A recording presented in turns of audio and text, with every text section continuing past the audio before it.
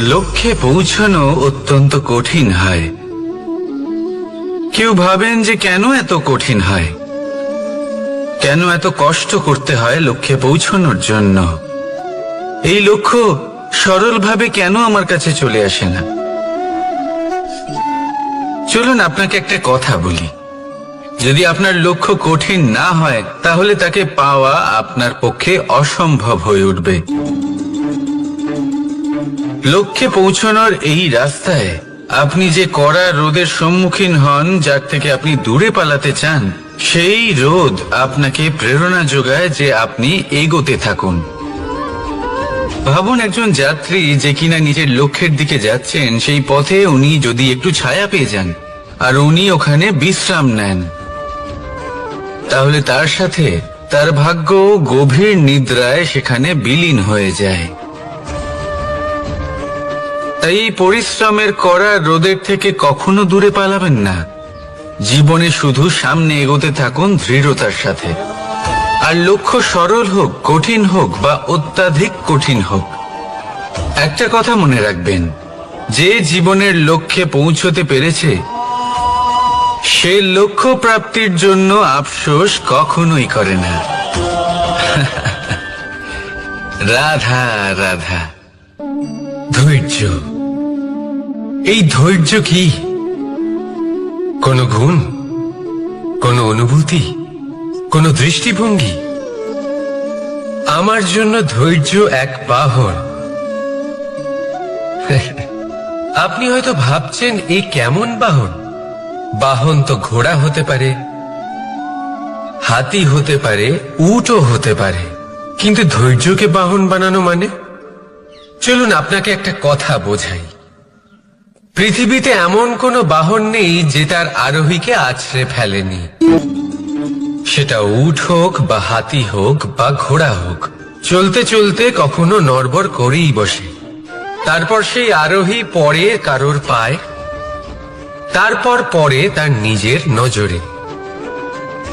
কিন্তু ধৈর্যরূপী বাহন কখনো কাউকে ফেলে না, কখনো না। না সেই আরোহী কারোর পায়ে পড়ে আর না তো নিজের নজরে।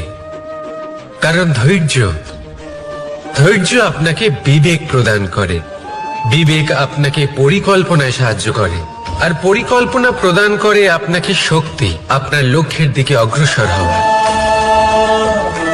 বুঝলেন? ধৈর্যকে সঙ্গে রাখুন, নিজেকে আরো ধৈর্যশীল করে তুলুন। এই ধৈর্যের সাহায্যে আরোহণ করে দেখুন কিভাবে এই বাহন আপনাকে আপনার গন্তব্যে পৌঁছে দেবে। রাধা রাধা। সংসারে এমন একটা ভ্রান্ত ধারণা রয়েছে যে সবকিছু ভাগ্যের দ্বারা পাওয়া যায়, কিন্তু ভাগ্য, প্রারব্ধ এ তো সকলের জন্যই সমান হয়। এটা তো ব্যক্তির উপরে নির্ভরশীল হয়, তার আকাঙ্ক্ষার উপরে নির্ভরশীল হয়, বাসনার উপরে নির্ভরশীল হয়, স্বভাবের উপরে নির্ভরশীল হয় যে উনি সেটা নিয়ে কি করেন। দেখুন, এই প্রসাদ কিন্তু সকলকেই দেওয়া হয়, কিন্তু তা গ্রহণ করবেন কিভাবে সেটা ব্যক্তির উপরে নির্ভর করে। আপনাকে এক উদাহরণ দিই। যেমন ধরুন, দুজন মানুষকে আমি একটা করে মাটির ডেলা দিলাম, সেটা নিয়ে তারা কি করবেন?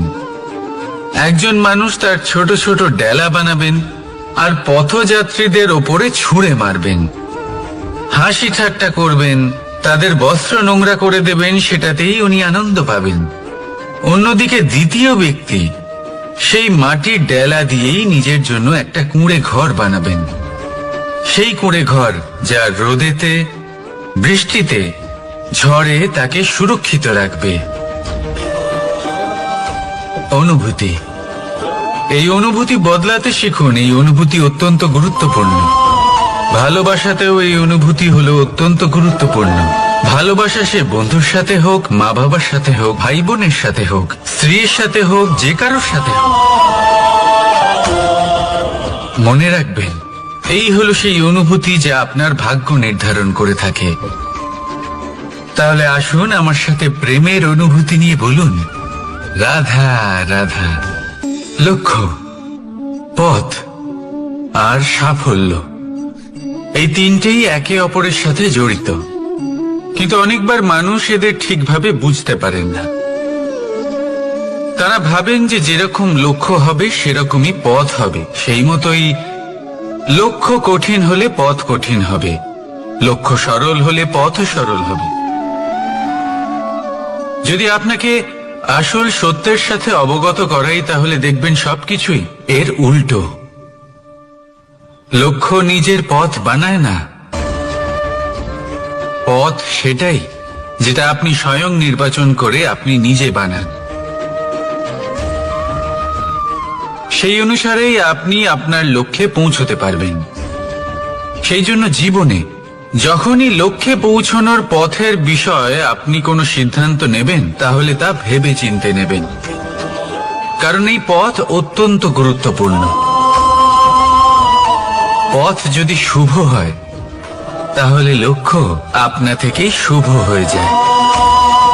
তাহলে আসুন আমার সাথে ভালোবেসে বলুন, রাধা রাধা। ভাগ্য আর কর্ম, এই দুই এমন শব্দ যাকে ঘিরে সমগ্র সংসার। কেউ বলে আমার ভাগ্যে এটা ছিল না, যা পেলে আমার জীবন অন্যরকম হতো। কেউ বলে আমার গত জন্মের কর্ম নিশ্চয়ই এমন ছিল, যে কারণে এই জন্মে এরকম ভাগ্য পেয়েছি আমি। এসব বাদ দিন আর একবার শান্ত চিত্তে ভাবুন। আপনি বুঝতে পারবেন যে ভাগ্য আর কর্ম এই দুই এই জন্মের। তফাৎ শুধুমাত্র এটাই যে যদি ভাগ্যের কথা বলা হয়, তাহলে আপনি এই ভাগ্যের থেকে যত বেশি আশা করবেন, তত বেশি নিরাশ হবেন আপনি। কারণ এই আশা আপনাকে কর্ম করা থেকে আটকায়।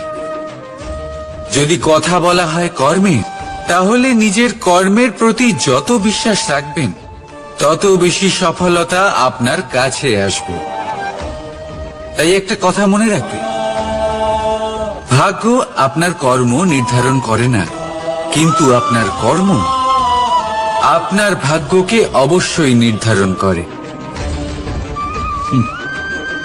রাধা রাধা নাম কত সাধারণ একটা বিষয়।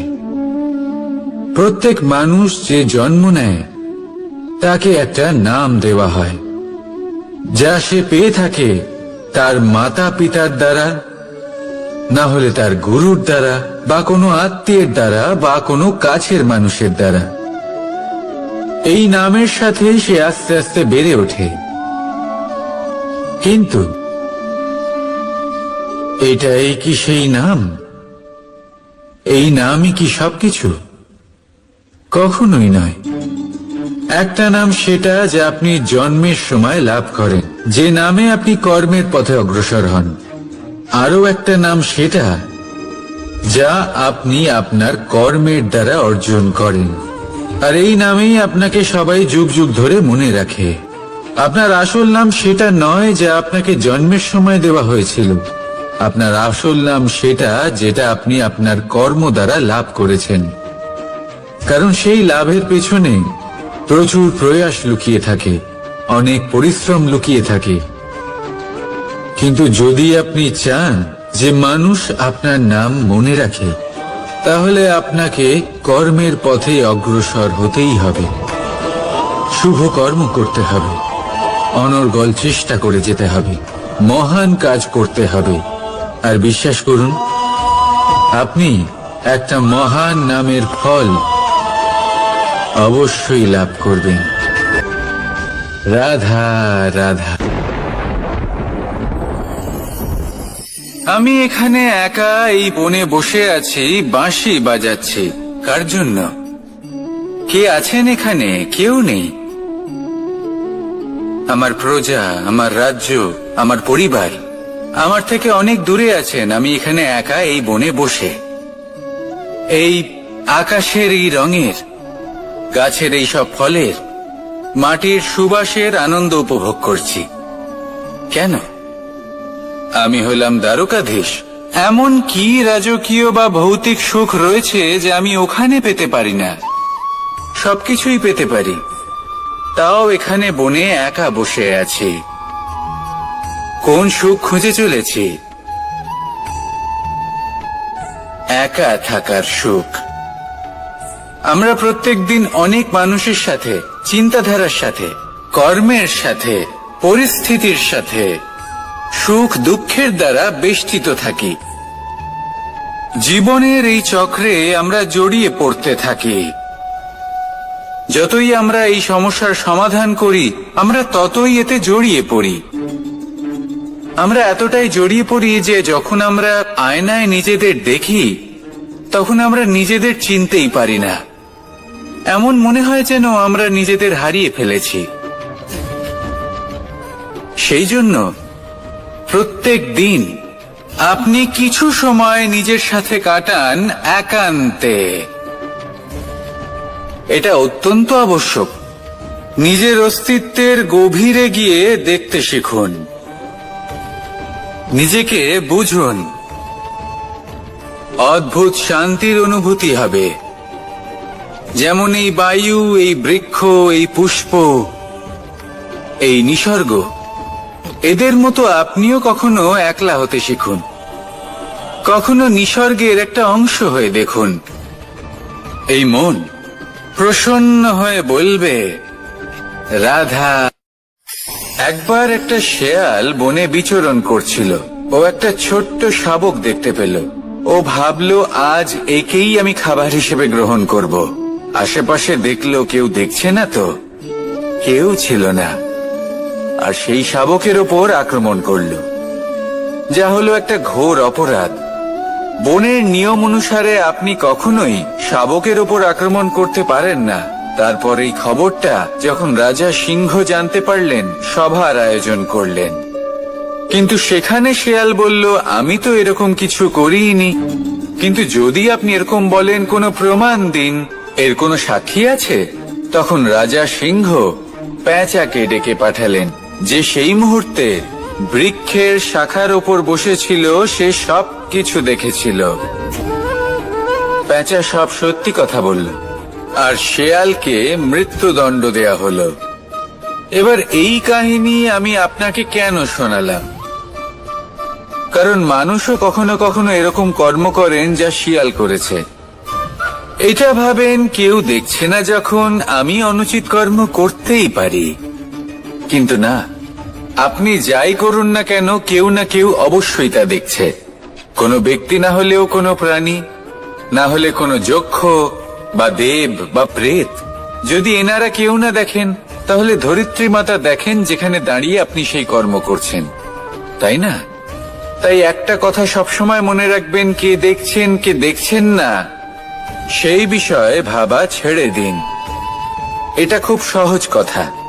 আপনি যদি উচিত কর্ম করেন, উচিত ফল পাবেন। যদি অনুচিত কর্ম করেন, তাহলে আপনি অনুচিত ফল অবশ্যই পাবেন। সেই জন্য উচিত পথে চলতে থাকুন, উচিত কর্ম করতে থাকুন, আর আমার সাথে ভালোবেসে বলুন, রাধা রাধা। বাহ! পুষ্পের সুবাস আমার খুব ভালো লাগে। অত্যন্ত সুন্দর হয় এই পুষ্প।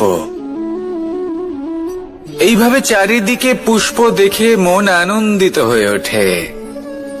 এবার আপনারা ভেবে দেখুন, আমার চারিদিকে পুষ্প নয়, আগুন আছে। তাহলে কি হবে? আমার শরীর কি জ্বলে যাবে না? অবশ্যই জ্বলবে। শরীরকে কি আগুনের তাপ সহ্য করতে হবে না? অবশ্যই সহ্য করতে হবে। এটাই হলো প্রকৃতির নিয়ম। এই নিয়ম কিন্তু আমরা সবাই জানি, কিন্তু আমাদের মধ্যে বেশিরভাগ মানুষ এই বিভ্রান্তি নিয়ে বাঁচি যে এই যে প্রকৃতির নিয়ম, তা আমার ওপর প্রযোজ্য নয়। তা কিন্তু নয়। আমাদের চতুর্দিকে এই যে নিসর্গ রয়েছে, আমরা তার কতটা ক্ষতি করি সেটা একবার ভেবে দেখুন। আমরা বনাঞ্চল জ্বালিয়ে দিই, বায়ু দূষিত করি, জল দূষিত করি, প্রাণীদের হত্যা আমরা করি। কেন? এই নিসর্গ আমরা নষ্ট করি, যদিও আমরা জানি যে আমরাও হলাম এই নিসর্গেরই অংশ। এবার দেখুন, শরীরের কোনো অংশে যদি আগুন ধরান, আস্তে আস্তে সমস্ত শরীরও জ্বলে যাবে। সেইভাবেই নিসর্গ যদি নষ্ট হয়ে যায়, তাহলে মনুষ্য জাতিও নষ্ট হয়ে যাবে। তাই এই যে নিসর্গ আপনি দেখছেন, এই পুষ্প, এই বৃক্ষ, বায়ু, জল, এদের সকলকে রক্ষা করুন, নষ্ট নয়। মনে রাখবেন, যদি নিসর্গ থাকে মানুষ থাকবে, যদি নিসর্গ থাকে তাহলেই জীবন থাকবে। আসুন আমার সাথে ভালোবেসে বলুন, রাধা রাধা। কারই না পছন্দ বলুন তো? অত্যন্ত সুস্বাদু হয় এই মধু, মিষ্টি খেতে হয় এবং তা শক্তিও প্রদান করে। এবং প্রত্যেকটি মিষ্টি পদার্থের মতোই এতেও খুব তাড়াতাড়ি পিঁপড়ে ধরে যায়। অন্যদিকে যদি নুনকে দেখি, তাহলে বছরের পর বছর রাখলেও এতে পিঁপড়ে ধরে না। এবার যদি কথা বলি বন্ধুত্বের, তাহলে বন্ধুত্ব নুনের মতো হওয়া উচিত, মধুর মতো নয়। যারা সামনে এলে শুধুমাত্র মধুর মধুর কথা বলবে, পরে এতে পিঁপড়ে ধরে যাবে, এটা নুনের মতো হওয়া উচিত। প্রকৃত বন্ধু হলো সে, যে সময় এলে পরে আপনার সামনে আপনার প্রকৃত সত্য তুলে ধরবে, তা সে যতই কঠিন হোক না কেন। আপনার দোষ, আপনার অপগুণ, আপনার খামতি আপনাকে বলতে পারবে, যাতে আপনি সেগুলো শুনে মেনে নিয়ে তারপর নিজেকে শুধরোতে পারেন। এটাই হলো প্রকৃত বন্ধুত্ব। কখনো নিজের জীবনের আশেপাশে মন দিয়ে দেখবেন, অনেক সময় এমন মানুষ থাকেন, অনেক বন্ধু থাকেন, যাদের দেখে আমাদের মনে হয় যে এনারা খুব কঠোর, এনাদের কথা খুব কটু। কিন্তু বেশিরভাগ এমন মানুষের মনটা যদি বুঝতে পারেন, তাহলে দেখবেন তাতে কোনো মালিন্য নেই, এনাদের মন অত্যন্ত পবিত্র হয়। যদি আপনার জীবনেও এমন কোনো ব্যক্তি থেকে থাকে, এমন বন্ধু থাকে, তাহলে তাদের আগলে রাখুন আর আমার সাথে ভালোবেসে বলুন, রাধা রাধা। যতক্ষণ আমরা এই সংসারে জীবিত, ততক্ষণ আমাদের সাথে সবকিছু থাকে, আমাদের ধন, সুখ স্বাচ্ছন্দ্য, আমাদের মিত্রগণ, আমাদের পরিবার, এই সমাজ, এই সবকিছু আমাদের সাথে থাকে। যেদিন আমরা এই সংসারকে ত্যাগ করব, এদের মধ্যে কেউ আমাদের সাথে যাবে না, না ধন, না স্বাচ্ছন্দ্য, না সম্পত্তি। এই সকল মানুষ, এই সমাজ, এরা শুধুমাত্রই শ্মশান পর্যন্ত আমাদের সাথে থাকতে পারবেন। তারপরে যদি আমাদের সাথে কিছু যেতে পারে, তাহলে তা শুধুই আমাদের ধর্ম। আর এই সংসারে আমরা নিজেদের যে সুনাম রেখে যাই, সেটা সম্ভব শুধুমাত্র কর্মের দ্বারা। সেই জন্য সংসারে যতদিন পর্যন্ত জীবিত আছেন, যদি কিছু অর্জন করতে চান, তাহলে ধর্ম অর্জন করুন, ধর্মের বিষয়ে স্পষ্টতা অর্জন করুন এবং কর্ম অর্জন করুন।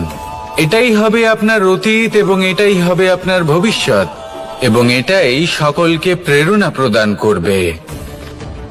আসুন আমার সাথে ভালোবেসে বলুন, রাধা রাধা। কোনো যাত্রায় যাব বলে মনে করি, তখনই আমরা প্রস্তুত থাকি আসন্ন বিপদের জন্য বা সংকটের জন্য। যেমন যদি আমাদের মনে হয় যে আজকের পরিবেশ খুব ঠান্ডা হবে, তাহলে আমরা গরম বস্ত্র ধারণ করি বা সেটাকে সাথে নিয়ে যাই।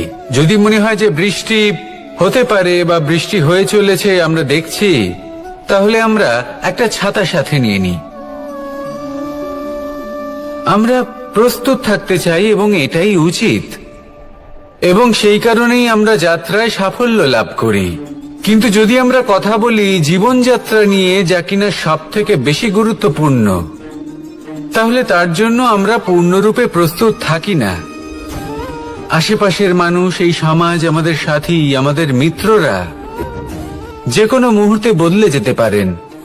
সেই জন্য আমরা নিজেদেরকে কখনো সাবধান করি না, কখনোই নিজেদের প্রস্তুত করি না। আমাদের এটা কখনোই মনে হয় না যে এরকম হতে পারে, আর সেই কারণেই শেষে গিয়ে আমরা অত্যন্ত দুঃখ পাই। একটা অমূল্য শিক্ষা আছে যেটা আমাদের লাভ করা উচিত। সতর্ক থাকা উচিত। এই জীবনযাত্রার জন্য শুধুমাত্র এই পরিবেশের বিষয়ে তথ্য সংগ্রহ করা বা তাকে অনুমান করা এটুকু হলেই চলবে না। আমাদের আশেপাশের মানুষজনকে দেখতে হবে, তাদের স্বভাব পরিস্থিতির ওপর নজর রাখতে হবে। যখন তারা রং পাল্টাচ্ছেন নজর রাখতে হবে, তা অত্যন্ত আবশ্যক। পরিবর্তন আপনার জীবনে অবশ্যম্ভাবী।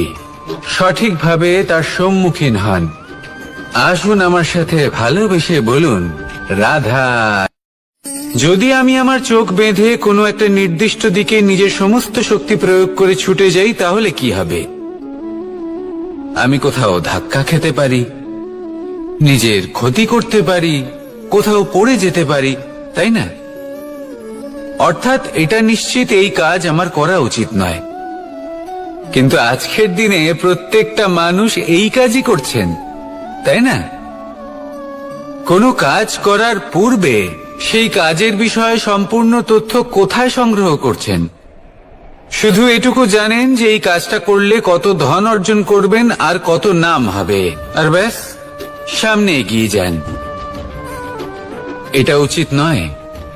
পূর্ণরূপে যে কোনো কাজ করার আগেই সেই কাজের বিশ্লেষণ করে নেওয়া উচিত, তা বুঝে নেওয়া উচিত, এবং সেই বিষয়ে অবশ্যই খেয়াল রাখা উচিত যে আপনার শরীর এবং আপনার মন এই কাজ করার জন্য কি প্রস্তুত রয়েছে। যদি তা না হয় তাহলে প্রথমে নিজেকে শুধরে নিন, তারপরে সেই কাজ করুন। যদি এইভাবে জীবনে সামনে এগোন, তাহলে সাফল্যের সম্ভাবনা জীবনে অনেক বেশি বেড়ে যাবে। তাহলে এটাই করুন আর আমার সাথে ভালোবেসে বলুন, রাধা রাধা। দেখতে গেলে এই সংসার বড়ই সুন্দর, কিন্তু আসল সত্যি এটাই যে সংসারে সবকিছু নশ্বর।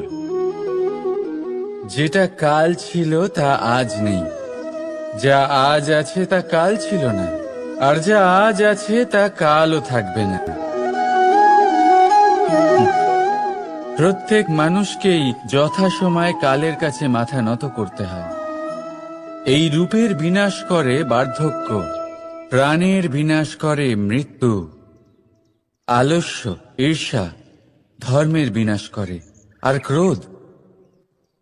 ক্রোধ বিনাশ করে সম্পর্কের। কিন্তু এরকম একটা অনুভূতি আছে যা একাই সমস্ত গুণ বিনাশ করতে সক্ষম হয়, আর সেটা হলো অহংকার।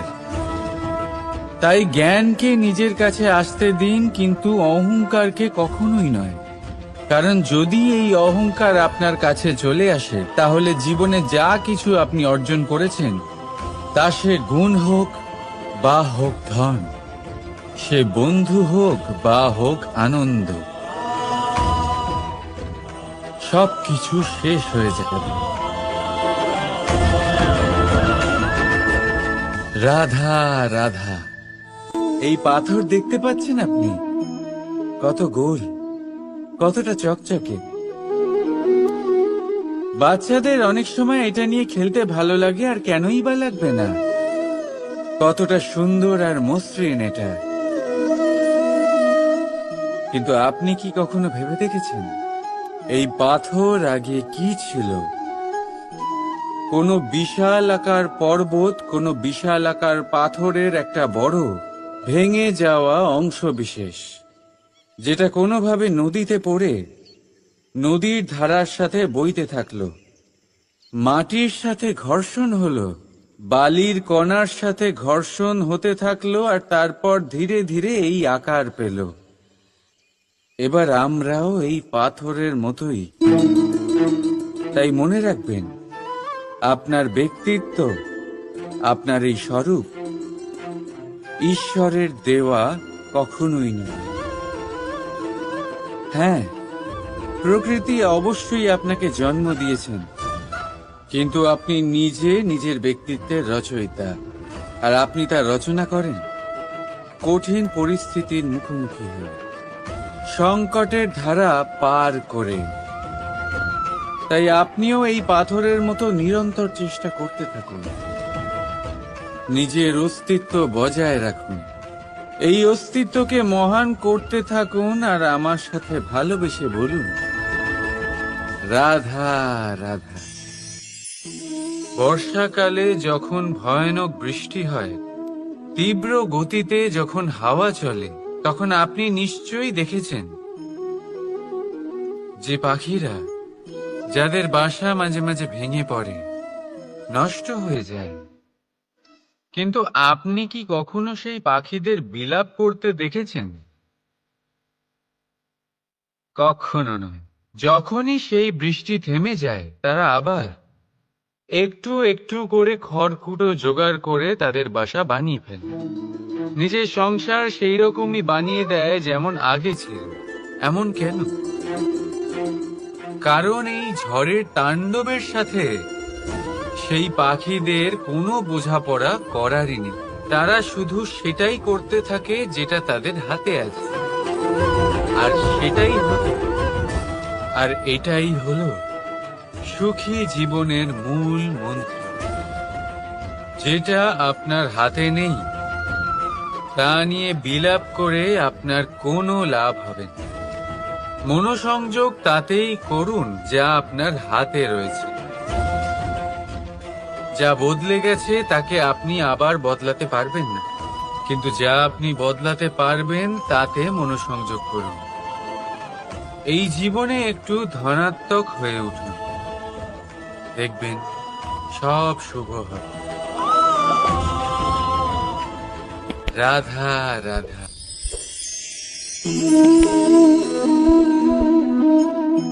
ছোটবেলায় একটা জিনিস আমি কখনো বুঝে উঠতে পারিনি। আমি সবসময় আশ্চর্য হয়ে থাকতাম যে এটা কি করে সম্ভব হতে পারে। ব্যাপারটা ছিল এরকম, আমি আমাদের গোয়াল ঘরে দেখতাম ভিন্ন ভিন্ন রং রূপের গাভী। কারোর রং কালো তো কারোর রং সাদা, কেউ খয়েরি তো কারোর রং বাদামি। এবার আমি দেখতাম কারোর কারোর শিং বড় তো কারোর এত ছোট যে দেখাই যায় না।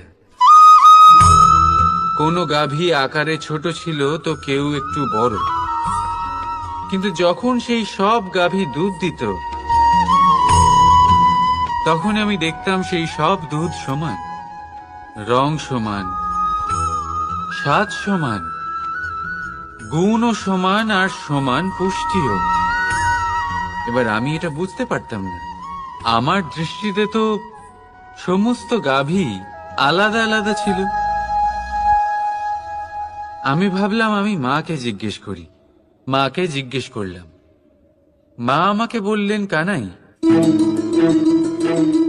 রং রূপ পাল্টালেও গাভীদের বাস্তবিকতা তো পাল্টায় না। গাভী তো গাভীই থাকবে। এবার আমি এটা বুঝতে পারি না যে মানুষ এটা আত্মসাৎ কেন করতে পারে না। দেখুন, রং, রূপ, জাত, ধর্ম, ভাষা, এই সবের উপরে হলো মনুষ্যত্ব।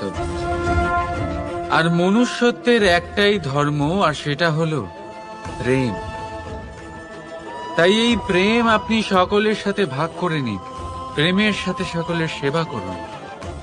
এই মনুষ্যত্বর অমৃত চেখে দেখুন, আর আপনি বুঝে যাবেন যে আমরা কেউ আলাদা আলাদা নই, আমরা সবাই সমান।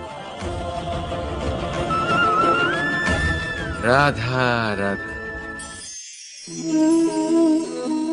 সাগর, কত বিশাল হয় এই সাগর! কি না করতে পারে এই সাগর! এক মুহূর্তের মধ্যে সব ধ্বংস করে দিতে পারে, প্রলয় ডেকে আনতে পারে, সংসার মুছে ফেলতে পারে।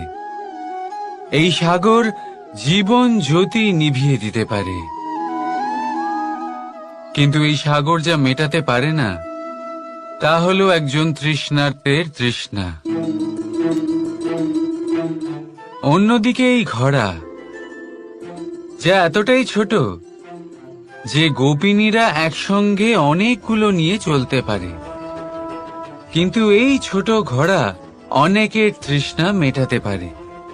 এবার বলুন, জল সাগরেও আছে, আবার এই ঘড়াতেও। তাহলে পার্থক্য কোথায়? এখানে পার্থক্য হলো তাদের আচরণের মধ্যে। একজন মাটির মধ্যে মিষ্টি জল ধরে রাখে, তো আরেকজন নিজের নোনা জলের আঘাতে যে কাউকে মাটিতে মিশিয়ে দিতে পারে। আপনি কি হতে চাইবেন? সাগরের নোনা জল হয়ে কারোর আশা চূর্ণ বিচূর্ণ করে দিতে, নাকি মিষ্টি জলের ঘড়া হয়ে কারোর তৃষ্ণা মেটাতে? সিদ্ধান্ত আপনার। রাধা রাধা। কতবার এমন হয়, আপনি কোনো কাজ করার জন্য কাউকে দায়িত্ব দেন, কিন্তু সেই ব্যক্তি সেই কাজ সম্পন্ন করতে পারে না, অসম্পূর্ণ রেখে দেয়, অথবা ঠিকভাবে করতে পারে না। এবার এই পরিস্থিতিতে কি হয়? আপনি ক্রুদ্ধ হয়ে যান, তার উপরে আপনি রেগে যান, তাকে তিরস্কার করেন, আর তারপরে সেই কাজ সম্পন্ন করতে আপনি নিজেকেই নিযুক্ত করেন, আর শেষ পর্যন্ত সেই কাজ সম্পন্ন হয়েই যায়। এবার এই বিষয়ে সমস্যা সেই ব্যক্তির চেষ্টায় নয়, সমস্যা আপনি যে সেই ব্যক্তিকে ভরসা করলেন তার ছিল। আমরা অন্যের প্রতি ভরসা করাকে প্রথম পদক্ষেপ বানিয়ে দিই, আর নিজের উপরে বিশ্বাসকে শেষ সম্বল। কিন্তু তার বদলে এটাই হওয়া উচিত যে নিজের উপরে ভরসাকে আমরা প্রথম পদক্ষেপ বানাই, তাকে নিজের সহায় মানতে হবে। যদি আপনি এমন করেন, তাহলে পরিণাম আরো সুখকর, আরো আনন্দদায়ক হবে। তাই মনে রাখবেন, এই সংসারে আপনার সবথেকে বড় ভরসা আর কেউ নেই। এই সংসারে আপনার সবথেকে বড় রক্ষাকর্তা আর কেউ নেই, বরং আপনি নিজেই। রাধা রাধা। আসুন আপনাকে একটা প্রশ্ন করছি, সোনা আর লোহার মধ্যে তফাৎ কি? এবার বেশিরভাগ লোকের উত্তর এটাই হবে যে সোনা বহুমূল্য, সোনার মূল্য লোহার থেকে অনেক বেশি। এটা ঠিক, কিন্তু আমাদের এটা ভোলা ঠিক হবে না যে সোনা আমাদের সাজগোজের কাজে লাগে, আমাদের আরো বেশি সুন্দর দেখায়। অন্যদিকে লোহা সেই সৈনিকদের ঢাল ও তলোয়ার হয়ে তাদের রক্ষা করে, যারা আমাদের প্রাণকে রক্ষা করেন। এই সৈনিক না থাকলে আমাদের প্রাণও থাকবে না। এবারে বলুন, সোনার মূল্য বেশি হওয়াতে কি লোহার মূল্য কমে যায়? কখনোই না। ঠিক সেইভাবে এই জীবনে আপনি যতই চেষ্টা করুন, কিছু না কিছু এমন থেকে যাবে যা আপনি কখনোই পাবেন না, আর সেই কারণে নিজেকে অক্ষম মনে করা অনুচিত। হতে পারে আপনার কাছে সেই গুণ আছে যেটা সংসারে আর কারোর কাছে নেই। সেই গুণটাকে চিনুন, সেটাকে বাড়ান, আর সেটাকে ব্যবহার করুন। তাই মনে রাখবেন, সংসারে প্রত্যেকটা ব্যক্তি বিশেষ হয়, আর এই সংসারে সবাই সবকিছু পায় না। নিজেই দেখে নিন, সোনাকে যে দোকানে সাজিয়ে রাখা হয়, সেই দোকানের তালা লোহা দিয়ে তৈরি হয়। রাধা রাধা। সংসারে সব থেকে বেশি দামি কি, সব থেকে বেশি মূল্যবান কি? কেউ বলবে সোনা, কেউ বলবে রত্ন, কেউ বলবে মুক্ত, কেউ বলবে মানি। এগুলো কতটা মূল্যবান? ধরুন, কিছু সোনার মুদ্রা দিয়ে আমরা মুক্ত কিনতে পারি, কিছু মুক্ত দিয়ে একটা মানিক, কিছু মানিক দিয়ে কিনতে পারি একটা হিরে। কিন্তু এই জগতের সমস্ত ধন খরচ করেও একটা জিনিস আমরা কিনতে পারবো না, আর তা হলো একটা মুহূর্ত। কি হলো, সত্যি সামনে এসে গেল। সত্যি হলো এটাই যে জগতে সব থেকে বেশি মূল্যবান সময় সেই সময় যেটা আমরা এমনি নষ্ট করে দিই অকাজে, কখনো কোনো আশাতে, কখনো শোক করে, কখনো ঘটে যাওয়া দিনের কথা ভেবে, তো কখনো ভবিষ্যতের চিন্তাতে। এই সময়ের সদ্ব্যবহার আমাদের করা উচিত। এই সময়ের সদ্ব্যবহার করে আমাদের ধন অর্জন করা উচিত, মহান কাজ করা উচিত, আমাদের ব্যক্তিত্বকে উদার করা উচিত, ভালো কাজ করা উচিত, সকলের সাথে আনন্দ ভাগ করা উচিত। যদি আমরা এই সংসার থেকে চলেও যাই, তাহলেও সময় আমাদের যেতে দেবে না, এখানেই স্থিত করে রাখবে। কারোর না কারোর জন্য প্রেরণা হয়ে বা কারোর মুখে কৃতজ্ঞতার হাসি ফুটিয়ে। রাধা রাধা। সূর্য এই সংসারে সব থেকে বেশি তেজস্বী, এই সূর্য সব থেকে বেশি উজ্জ্বল, সব থেকে বেশি শক্তিশালী। কিন্তু আপনি কি কখনো সূর্যোদয় দেখেছেন? এই শক্তিশালী সূর্য কিভাবে উদয় হয়? লাল রঙের আভার সাথে, সৌম্যতার সাথে, শান্তির সাথে উদয় হয়। কখনো সূর্যাস্ত দেখেছেন? সেই লাল রঙের আভা, সেই সৌম্যতা, সেই একই শান্তি। আর এটাই একজন মহান ব্যক্তিত্বের গুণ। যখন জীবনে উত্থান ঘটে তখনও অহংকার করেন না, সৌম্যতা বজায় রাখেন। আবার যখন জীবনে ক্ষতি হয় তখনও সৌম্যতা বজায় রাখেন। যদি আপনিও চান সূর্যের মতো আপনি সম্মান পাবেন, তাহলে সূর্যের মতন হন। যখন জীবনে আনন্দ আসে, কুশল আসে, তখন সীমা লঙ্ঘন করবেন না। যখন জীবনে দুঃখ আসে, কষ্ট আসে, বিনাশের পথে অগ্রসর হবেন না। সৌম্য থাকুন, শান্ত থাকুন, সূর্যের মতো চকচক করতে থাকুন। কারণ সব মুহূর্তের মতোই এটাও একটা মুহূর্ত। তাতে আপনি আনন্দ লাভ করুন বা পান দুঃখ, এই মুহূর্ত অবশ্যই চলে যাবে।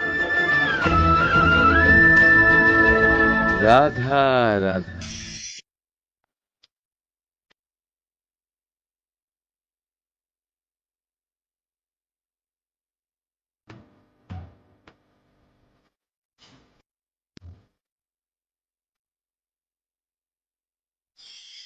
আপনি ওই কথাটা নিশ্চয়ই শুনেছেন, যখন ভগবান একটা দরজা বন্ধ করেন তখন অন্যদিকে অনেক দরজা খুলে দেন। এবার এই দরজা, এই সমস্ত পথ আমরা দেখতে পাই না, অনেক সময় আমরা বুঝতে পারি না, হারিয়ে যায় সব। কখনো কখনো মনে হয় যে এই কথাটাই মিথ্যে, কিন্তু আসলে তা তো নয়। তাহলে হারিয়ে যায় কেন? কারণ আমরা সময় নষ্ট করি এই দরজার দিকে তাকিয়ে থেকে। ভাবি এই বুঝি দরজা খুলবে, এবার দরজা খুলবে। অপেক্ষা করতে করতে আমরা অনেক সময় নষ্ট করে ফেলি। এত সময় নষ্ট করি যে আমরা দেখতে পাই না, খুঁজে পাই না সেই সমস্ত দরজা আর পথ যা আমাদের জন্য খোলা রয়েছে। যদি খুঁজেই না পাই তাহলে তা ব্যবহার করব কি করে? মনে রাখুন, ভগবান সব সময় আমাদের সাথে রয়েছেন, আমাদের সাহায্য করছেন। এই পথ সব সময় আছে, সর্বত্র আছে। দরকার রয়েছে শুধুমাত্র দৃষ্টির, দৃষ্টিভঙ্গি এবং ভাবনার। এই দৃষ্টিকে বিস্তৃত করুন, এই দৃষ্টিভঙ্গিকে ধনাত্মক করে তুলুন, আর এই ভাবনা, এর সীমা একটু বাড়িয়ে তুলুন। তারপর দেখবেন সব খুঁজে পাবেন। আসলে কি, এই যে ঈশ্বর, এই যে পরমাত্মা, তা আমাদের সাথে রয়েছে, আমাদের মনের মধ্যে রয়েছে। যিনি তাকে মন থেকে চাইবেন তিনি তাকে মনের মধ্যে অবশ্যই খুঁজে পাবেন। যদি উনি মন থেকে চান পথ খুঁজে পেতে, তাহলে তিনি অবশ্যই পথ খুঁজে পাবেন। তাহলে আসুন আমার সাথে ভালোবেসে বলুন, রাধা রাধা। ভয়ের সাথে আমরা সবাই পরিচিত, কষ্টও আমরা সবাই পেয়েছি। কখনো কখনো আমরা অসুস্থ হয়ে পড়ি, আর এমন সময় হলে মাতার মমতা, কখনো বাবার স্নেহ, কখনো বন্ধুদের পাশে থাকার অনুভূতি আমাদের রোগ নিরাময়ে সাহায্য করে। কখনো যদি আমরা নিরাশ হয়ে পড়ি, তখন যদি আমাদের কোনো আপনজন আমাদের দুটো ভালো কথা বলে, তখন আমাদের মনোবল বেড়ে যায়। ঠিক তেমন সংসারের এই রঙ্গমঞ্চে যদি আপনি পীড়িত অনুভব করেন, কিছু শুভ কথা আলোচনা করুন, কিছু স্তুতি গান করুন, কিছু মুহূর্তের জন্য হলেও নিজের ইষ্টদেবের কথা স্মরণ করুন আর প্রার্থনা করুন। সাহস বাড়বে, শক্তিও বৃদ্ধি পাবে এবং সামনে এগিয়ে চলার পথও দেখতে পাবেন। তখন এই মন প্রসন্ন হয়ে বলবে, রাধা রাধা।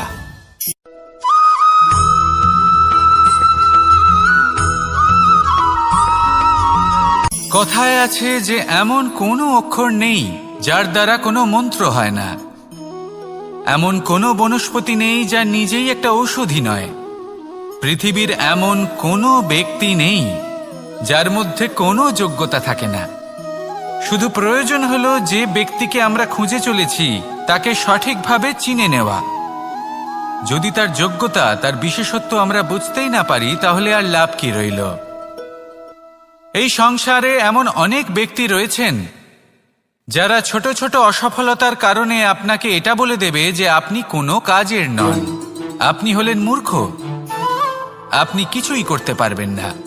এইসব কথায় কখনোই বিশ্বাস করবেন না, কারণ আপনি এবং প্রত্যেকটি জীব এই পরমাত্মা এবং এই প্রকৃতির সৃষ্টি, যা অত্যন্ত বিশেষ। যদি আপনাকে উদাহরণ দিই, তাহলে একদিকে আছে তরোয়াল, একটা বড় লম্বা তরোয়াল, যার দ্বারা যুদ্ধ করা যায়, জয়লাভ করা যায়।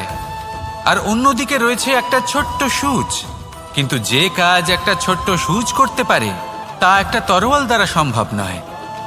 এর অর্থ হলো এটাই যে প্রত্যেকটা রচনা অত্যন্ত অমূল্য এবং অত্যন্ত বিশেষ হয়। তাহলে বিশ্বাস রাখুন যে আপনি অত্যন্ত বিশেষ একজন, আর প্রেমের সাথে বলুন, রাধা রাধা।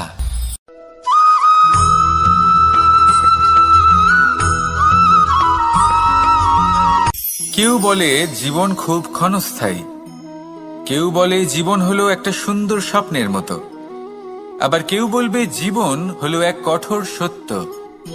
কিন্তু জীবন আসলে কি? জীবন হলো আপনারই প্রতিবিম্ব, একটা দর্পণ। অর্থাৎ আপনি জীবনকে সেইভাবেই পাবেন যেরকম আপনি নিজেকে প্রতিপন্ন করবেন। যদি আপনি দর্পণের দিকে তাকিয়ে হাসেন, তাহলে আপনি সামনে হাসি মুখী দেখতে পাবেন। এবার যদি আপনি গম্ভীর হয়ে থাকেন, তাহলে আপনি একজন রুষ্ট ব্যক্তি দেখতে পাবেন। শেষে সবথেকে বেশি গুরুত্বপূর্ণ হলো আপনার চেষ্টা। আপনাকে সবসময় চেষ্টা করতে হবে যাতে আপনি নিজেকে প্রসন্ন এবং ইতিবাচক মনোভাবে রাখেন। এটা হলো আপনারই উত্তরদায়িত্ব, তাকে পালন করুন। এই মনকে প্রসন্ন রাখুন, এই সংসারকে সুন্দর বলে মনে হবে। আর এই মন প্রসন্ন হয়ে বলবে, রাধা রাধা।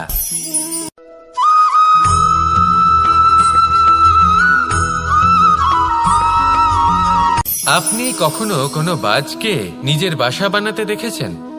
এই বাজ যখনই কোনো বাসা বানায়, তখন উঁচু গাছের ডালে বা কোনো পর্বতের শিখরে বাসা বানায়, অনেক উচ্চতায়। আর সেখানে তার সন্তানও জন্মগ্রহণ করে।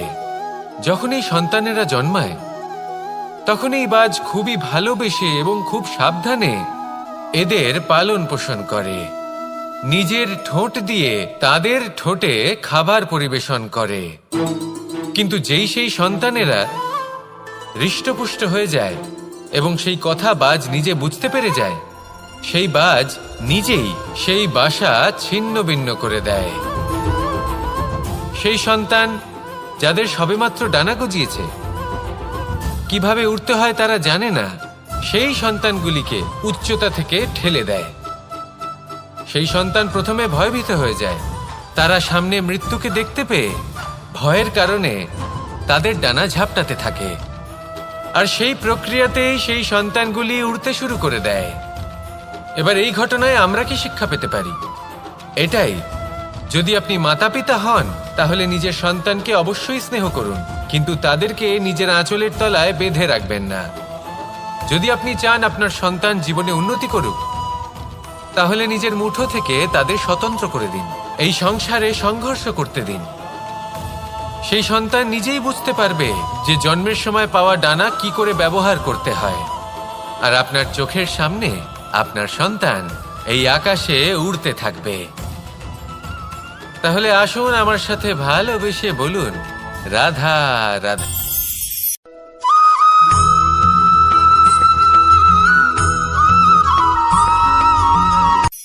এই সংসারে সাফল্য লাভ করার জন্য জ্ঞানের প্রয়োজন হয়, পরিশ্রমের প্রয়োজন হয়, দৃঢ় নিষ্ঠার প্রয়োজন হয়, নিরন্তর চেষ্টা করা প্রয়োজনীয়। কিন্তু আরো কিছু আছে যা অত্যন্ত প্রয়োজনীয় এবং গুরুত্বপূর্ণ। তা হলো ভালো বন্ধু। তাদের থাকা অত্যন্ত প্রয়োজনীয়। যদি ভালো বন্ধু থাকে তাহলে সময় এলে তারা ঢাল হয়ে আপনাকে সুরক্ষা করবেন। সময় এলে অস্ত্রের মতো শত্রুকে সংহারও করবেন। যদি তিনি জ্ঞানী হন, তাদের মধ্যে সদ্গুণ থাকে, তাহলে এই সব গুণ আপনার মধ্যেও প্রবেশ করবে। তাহলে সাফল্যের জন্য ভালো বন্ধু পাওয়া অত্যন্ত প্রয়োজনীয়। কিন্তু শুধু বন্ধু কেন, ভালো শত্রুও থাকা প্রয়োজনীয়।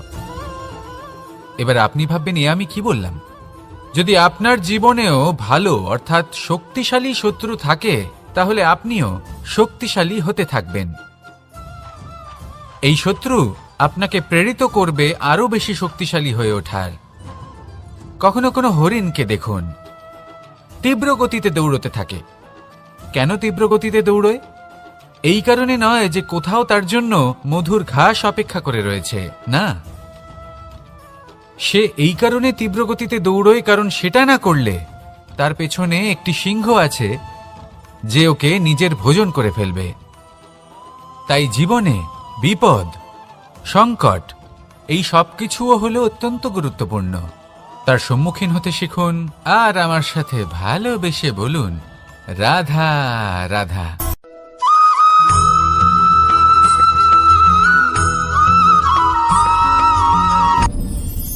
আপনি কি কখনো কোনো জলের ধারা দেখেছেন? তার সামনে যতই মাটি থাকুক না কেন, যতই কাদা থাকুক না কেন, যখন এই জলের ধারা বইতে আরম্ভ করে দেয়, তাহলে নিজের মনের, নিজের ভাবনার, নিজের জীবনের যত অনাবশ্যক তত্ত্ব আছে, অনুপযোগী অংশ রয়েছে, অর্থাৎ অপরিষ্কার অংশ রয়েছে, তা নিজে থেকেই নির্মল হয়ে উঠবে। আর যেরকম জলের ধারা কখনো থেমে থাকে না, সব সময় বয়ে চলে, সেইভাবে আপনিও কখনোই থামবেন না। সবসময় বয়ে চলুন, এগোতে থাকুন। পথে যদি অনেক বিপদ আসে, সমস্যা আসে, থামবেন না। তার উপর নিরন্তর প্রহার করুন, নিরন্তর প্রয়াস করুন আর অগ্রসর হন। আপনি ভেবে দেখুন, এই জলের ধারা কখনো থেমে থাকে না, সবসময় বয়ে চলে, বিপদের সম্মুখীন হয়ে তাকে সাথে বয়ে নিয়ে চলে। সেই জন্য জলের ধারা, প্রবাহমান এই ধারা, এর থেকে কখনো দুর্গন্ধ আসে না, এতে কখনো ময়লা জমতে পারে না, বরং পালিত হয় সুন্দর প্রাণবন্ত জীবজন্তু, যেমন সুন্দর ছোট মাছ। তাই আপনিও এটাই করুন, কখনো থামবেন না, শুধু চলতে থাকুন, জলের ধারার মতো বইতে থাকুন। আপনি আপনার লক্ষ্য অবশ্যই খুঁজে পাবেন, আর তার সাথে নিজের অন্তরের যে মালিন্য রয়েছে তা আপনি নিজেই নিজের থেকে দূরে করে দেবেন। তাহলে আসুন আর আমার সাথে ভালোবেসে বলুন, রাধা রাধা।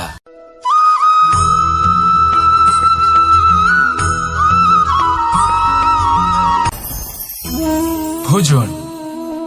এবার ভোজন সংগ্রহ করার জন্য মানুষ কি না করেন, সব সময় চেষ্টা করতে থাকেন। ফসল উৎপাদনের জন্য অনেক পরিশ্রম করতে থাকেন, কিন্তু অনেক সময় অনেক পরিশ্রম করার পরেও ফসল ভালো উৎপাদন হয় না। এর কারণ কি? কারণ হলো এটাই যে আপনি পরিশ্রম হয়তো অনেক করেছেন, কিন্তু আপনার নজর তো সেই বীজের দিকে ছিলই না যা আপনি রোপণ করেছেন। সেই জন্য সব সময় কোনো বীজ রোপণ করার আগে তাকে পরখ করে দেখুন, তা অত্যন্ত আবশ্যক। আর সেইভাবেই যখনই কোনো কর্মের প্রশ্ন আসে, তাহলে সেখানে শুধুমাত্র পরিশ্রম যথেষ্ট নয়, সেই কাজের প্রতি আপনার কর্তব্য কি, আপনার উদ্দেশ্য কি, সেটা জানা হলো অত্যন্ত গুরুত্বপূর্ণ। তাই কর্ম করুন, কিন্তু সেই কর্মের প্রতি আপনার যা উদ্দেশ্য তার মাহাত্ম্য বুঝতে চেষ্টা করুন। তাহলে আসুন আমার সাথে ভালোবেসে বলুন, রাধা রাধা।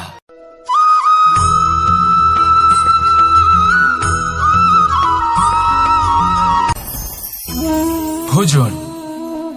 এবার ভোজন সংগ্রহ করার জন্য মানুষ কি না করেন, সবসময় চেষ্টা করতে থাকেন। ফসল উৎপাদনের জন্য অনেক পরিশ্রম করতে থাকেন, কিন্তু অনেক সময় অনেক পরিশ্রম করার পরেও ফসল ভালো উৎপাদন হয় না। এর কারণ কি? কারণ হলো এটাই যে আপনি পরিশ্রম হয়তো অনেক করেছেন, কিন্তু আপনার নজর তো সেই বীজের দিকে ছিলই না যা আপনি রোপণ করেছেন। সেই জন্য সব সময় কোনো বীজ রোপণ করার আগে তাকে পরখ করে দেখুন, তা অত্যন্ত আবশ্যক। আর সেইভাবেই যখনই কোনো কর্মের প্রশ্ন আসে, তাহলে সেখানে শুধুমাত্র পরিশ্রম যথেষ্ট নয়, সেই কাজের প্রতি আপনার কর্তব্য কি, আপনার উদ্দেশ্য কি, সেটা জানা হলো অত্যন্ত গুরুত্বপূর্ণ। তাই কর্ম করুন, কিন্তু সেই কর্মের প্রতি আপনার যা উদ্দেশ্য তার মাহাত্ম্য বুঝতে চেষ্টা করুন। তাহলে আসুন আমার সাথে ভালোবেসে বলুন, রাধা রাধা।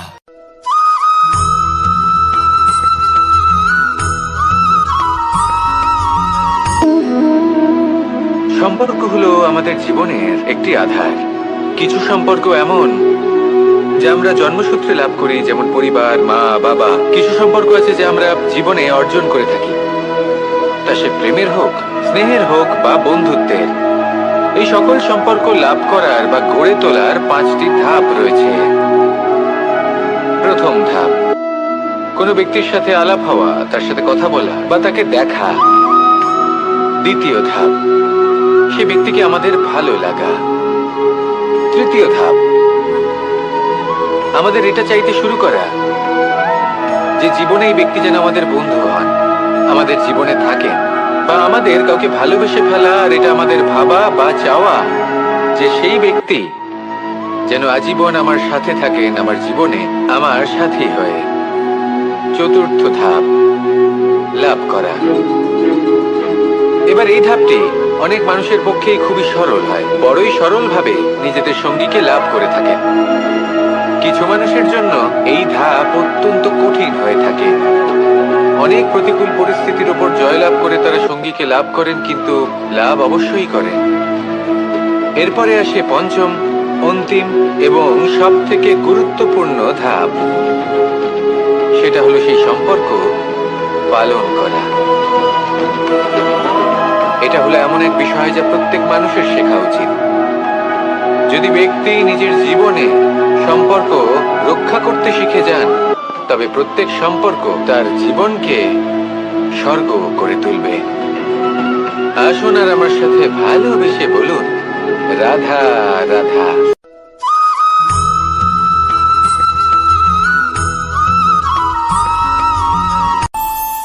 আমাদের মনে যখন কোনো প্রশ্ন ওঠে, কোনো দ্বন্দ্ব জাগে, তখন আমরা যাই আমাদের গুরুর কাছে, আমাদের আরাধ্যের কাছে গিয়ে জিজ্ঞেস করি।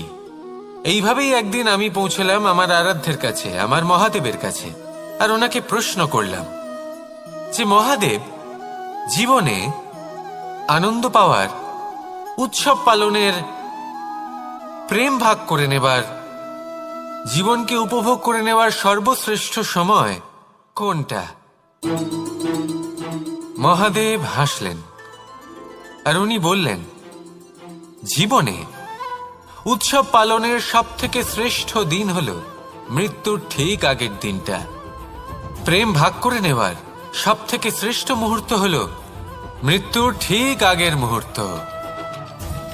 জীবনকে উপভোগ করে নেওয়ার সর্বশ্রেষ্ঠ প্রহর হলো মৃত্যুর এক প্রহর পূর্বে। তখন আমি চমকে গেলাম। আমি বললাম, কিন্তু মহাদেব, মৃত্যু তো অনিশ্চিত, আমরা জানিও না কবে আমাদের মৃত্যু হবে। মহাদেব আবার হাসলেন। উনি বললেন যে যদি আমরা এভাবে জীবন কাটাই যে আমরা জীবনের প্রত্যেক দিন, প্রত্যেক মুহূর্ত, প্রত্যেক প্রহর শেষ বলে মনে করি, তাহলে আমাদের সমস্ত জীবন আনন্দের সাথেই অতিবাহিত হবে। কি বলেন?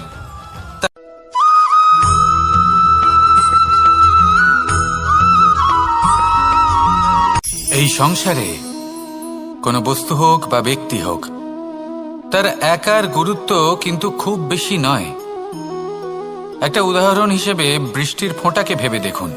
যদি একটি বৃষ্টির ফোঁটা হয় তাহলে তার খুব বেশি গুরুত্ব থাকে না, কিন্তু যখন সহস্র বৃষ্টির ফোঁটা মেঘের মধ্যে দিয়ে ঝরে পড়ে, তখন সেটা বর্ষার রূপ ধারণ করে। সেই বর্ষা যা এই প্রকৃতিকে শান্ত করে। সেইভাবেই পাথরের ছোট টুকরো, তার খুব বেশি গুরুত্ব থাকে না, কিন্তু যখন অসংখ্য পাথরের টুকরো একত্রিত হয় তখন তা পর্বতের আকার ধারণ করে। সেইভাবেই কিছু মানুষ যখন একত্রিত হন তখন তৈরি হয় পরিবার, কিছু পরিবার যখন একত্রিত হয় তখন তৈরি হয় সমাজ, যখন অনেক সংখ্যক সমাজ একত্রিত হয় তখন তৈরি হয় রাজ্য।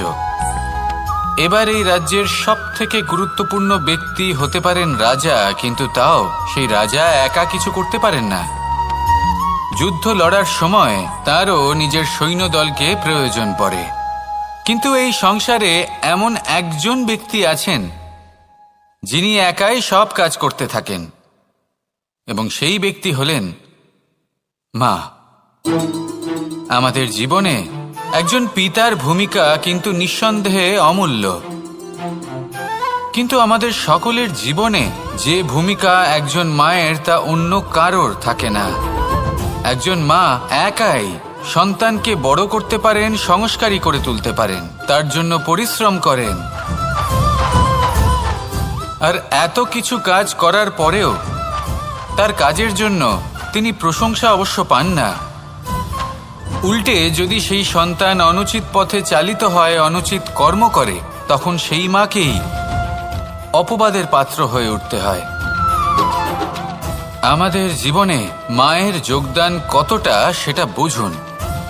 আপনাকে বড় করে তোলার জন্য উনি কতটা পরিশ্রম করেছেন সেটা বুঝুন। আজ থেকে, এখন থেকে, এই মুহূর্ত থেকে মাকে সম্মান করতে শিখুন। যখন সময় পাবেন, যখন সুযোগ হবে, তখন তার প্রশংসা করুন, ওনারও ভালো লাগবে। আর মায়ের এই মমতার জন্য, তার এই ভূমিকার জন্য আসুন সবাই মিলে আমরা তাকে প্রণাম করি,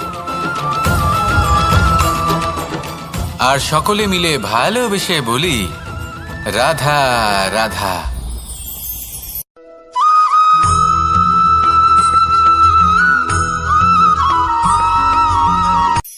এই সংসারে সাফল্য লাভ করার জন্য জ্ঞানের প্রয়োজন হয়, পরিশ্রমের প্রয়োজন হয়, দৃঢ় নিষ্ঠার প্রয়োজন হয়, নিরন্তর চেষ্টা করা প্রয়োজনীয়। কিন্তু আরো কিছু আছে যা অত্যন্ত প্রয়োজনীয় এবং গুরুত্বপূর্ণ। তা হলো ভালো বন্ধু। তাদের থাকা অত্যন্ত প্রয়োজনীয়। যদি ভালো বন্ধু থাকে তাহলে সময় এলে তারা ঢাল হয়ে আপনাকে সুরক্ষা করবেন। সময় এলে অস্ত্রের মতো শত্রুকে সংহারও করবেন। যদি তিনি জ্ঞানী হন, তাদের মধ্যে সদ্গুণ থাকে, তাহলে এই সব গুণ আপনার মধ্যেও প্রবেশ করবে। তাহলে সাফল্যের জন্য ভালো বন্ধু পাওয়া অত্যন্ত প্রয়োজনীয়। কিন্তু শুধু বন্ধু কেন, ভালো শত্রুও থাকা প্রয়োজনীয়। এবার আপনি ভাববেন, এ আমি কি বললাম? যদি আপনার জীবনেও ভালো অর্থাৎ শক্তিশালী শত্রু থাকে, তাহলে আপনিও শক্তিশালী হতে থাকবেন। এই শত্রু আপনাকে প্রেরিত করবে আরো বেশি শক্তিশালী হয়ে ওঠার। কখনো কোনো হরিণকে দেখুন, তীব্র গতিতে দৌড়তে থাকে। কেন তীব্র গতিতে দৌড়য়? এই কারণে নয় যে কোথাও তার জন্য মধুর ঘাস অপেক্ষা করে রয়েছে, না। সে এই কারণে তীব্র গতিতে দৌড়য় কারণ সেটা না করলে তার পেছনে একটি সিংহ আছে যে ওকে নিজের ভোজন করে ফেলবে। তাই জীবনে বিপদ, সংকট এই সবকিছুও হলো অত্যন্ত গুরুত্বপূর্ণ। তার সম্মুখীন হতে শিখুন আর আমার সাথে ভালোবেসে বলুন, রাধা রাধা।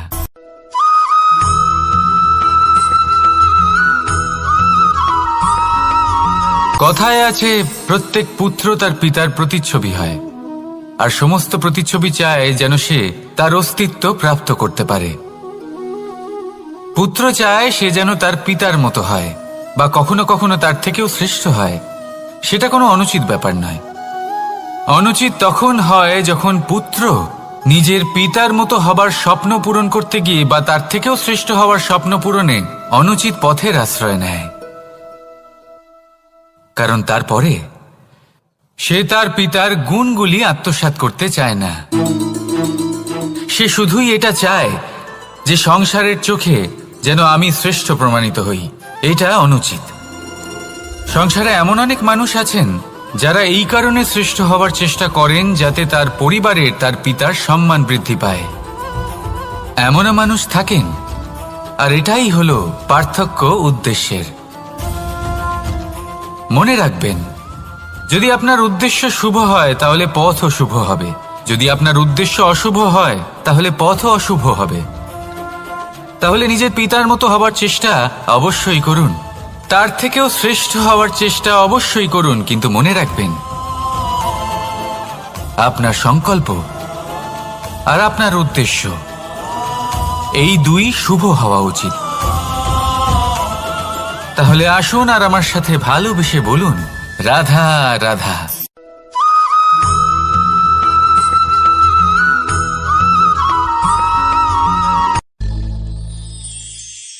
শিশিরের বিন্দু পাতার ওপর পড়ে আর তার গায়ে লেগে থাকে। পাতা তাকে শুষে নিতে পারে না, আর শেষ পর্যন্ত সে ঝরে পড়ে যায়। অন্যদিকে রয়েছে মেঘ এবং চাতক। এদের মধ্যে অনেক দূরত্ব থাকে। মেঘ থাকে আকাশে আর চাতক থাকে ধরিত্রীতে। কিন্তু যখন এই মেঘ থেকে বৃষ্টি ঝরে পড়ে, এই চাতক কিন্তু সেই জলই পান করে, নয়তো সে তৃষ্ণার্ত থেকে যায়। এবার অন্যদিকে দেখলাম শিশির বিন্দু আর পাতার এই সম্পর্ক। এরা খুব কাছাকাছি থাকে, ঘনিষ্ঠও থাকে। অন্যদিকে রয়েছে মেঘ এবং চাতকের সম্পর্ক, যাদের মধ্যে অনেক দূরত্ব থাকা সত্ত্বেও তারা খুব ঘনিষ্ঠ, তাই না? এই সারমর্ম খুব সরল। এই নৈকট্য, এই দূরত্ব, তা আপনার সম্পর্কে প্রভাব কিছুতেই ফেলতে পারে না। এই নৈকট্য, এই দূরত্ব, এইসব হলো শুধুমাত্র মনের ব্যাপার।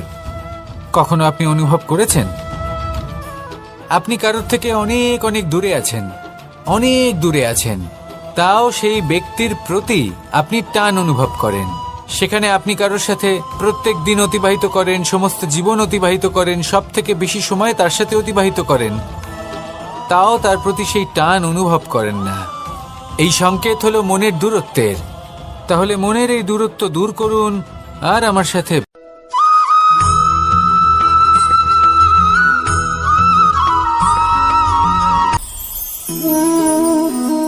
শক্তি এক অত্যন্ত বিচিত্র বস্তু, বা বলতে পারেন অনুভূতি। পিতা সবসময় চান যেন তিনি তার শক্তি পুত্রকে। আসুন আপনাকে সহজে বোঝাই। যদি আপনি সুপাত্র হন আর আপনাকে শক্তি দেওয়া হয়, তাহলে আপনি সেই শক্তির গুরুত্ব বুঝবেন, কোথায় সেই শক্তি প্রয়োগ করা উচিত সেটা বুঝবেন। আর এটা যেহেতু অর্জন করা শক্তি হবে, সেই শক্তির অপব্যবহার হবে না। কিন্তু যদি এই আপনি কুপাত্র হন আর যদি আপনাকে এই শক্তি দেওয়া হয়, তাহলে কি হবে? দেখতে গেলে এই শক্তি আপনি দান হিসেবে পেয়েছেন, তাই না আপনি এই শক্তির গুরুত্ব বুঝবেন আর না এর প্রয়োগ আপনি জানবেন। তার অপব্যবহার হওয়া সুনিশ্চিত। তাই যদি আপনি কোনো শক্তি অর্জন করতে চান, তাহলে আগে তার যোগ্য হয়ে উঠুন। পুত্র নয়, পাত্র হয়ে উঠুন। আর আমার সাথে ভালোবেসে বলুন, রাধা রাধা।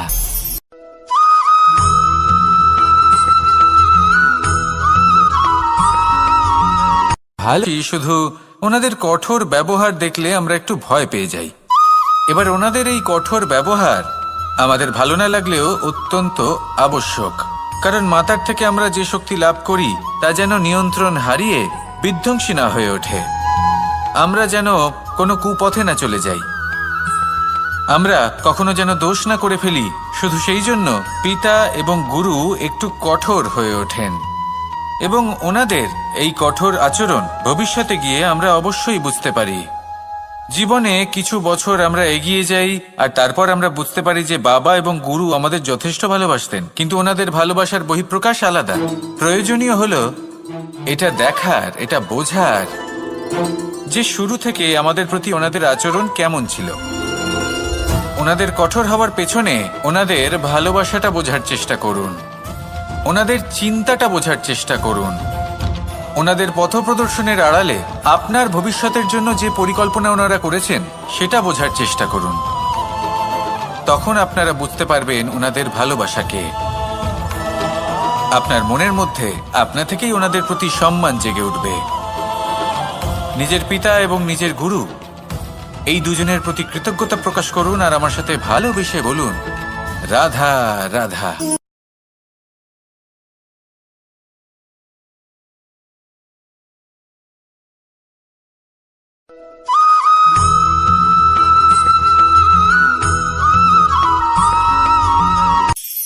কখনো কোনো বাগানের কোনো বৃক্ষকে দেখেছেন যেখানে সুগন্ধি ফুল থাকে, রসালো ফল থাকে?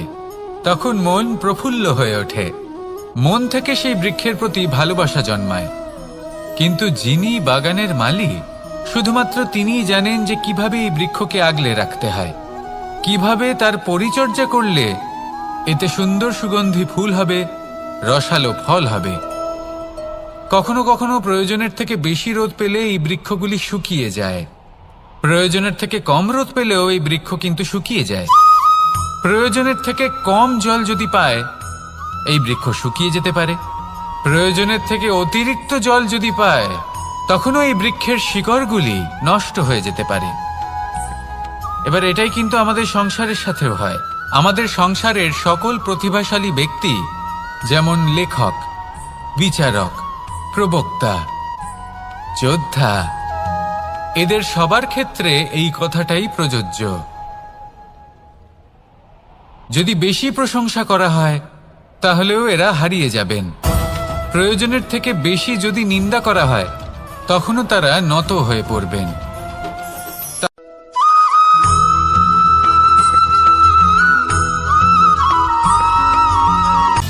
সময়, জীবন, কাল, দেখতে গেলে এই তিনটি শব্দ একটি শব্দেরই সমার্থক শব্দ মনে হয়, কিন্তু এই শব্দগুলির অর্থ কি সমান? কখনোই নয়। হ্যাঁ, এই সময় চলতে থাকে, জীবন চলতে থাকে, কালচক্র চলতে থাকে। এই সময় কেটে যায়, কিন্তু এই জীবন একে যাপন করতে হয়। কি বলেন? এই জীবনে কিছু করুন বা কিছু না করুন, জীবন এমনি কেটে যাবে, আপনি জানতেও পারবেন না। কিন্তু সেটা আমাদের উদ্দেশ্য নয়, একে যাপন করতে হবে। এই জীবনে প্রেরণা পেতে শিখুন, প্রেরণা দিতে শিখুন, আহ্বান গ্রহণ করতে শিখুন, আহ্বান জানাতে শিখুন, মহান কাজ করতে শিখুন, ধন্যাত্মক বোধ জাগিয়ে তুলুন। জীবন অতিবাহিত করার অর্থ কি তা আপনি শিখে যাবেন, কারণ সময় কেটে যায়, সমস্ত যুগ কেটে যায়, কিন্তু জীবনের রীতি জীবন কাটিয়ে দেওয়া নয়, জীবন যাপন করা। এই জীবন সম্পূর্ণরূপে অনুভব করতে হবে, নতুন পথ বানাতে হবে। এবারে যদি এই জীবন বাঁচার সময় একবার ভেবে দেখুন, যদি মনে প্রেম থাকে, সদ্ভাবনা থাকে, তাহলে কি হবে? এই জীবনকে বাঁচার অনুভূতিটাই অন্যরকম হয়ে যাবে, একটা আনন্দময় অনুভূতি লাভ করবেন। তাহলে এটাই করুন আর আমার সাথে ভালোবেসে বলুন, রাধা রাধা।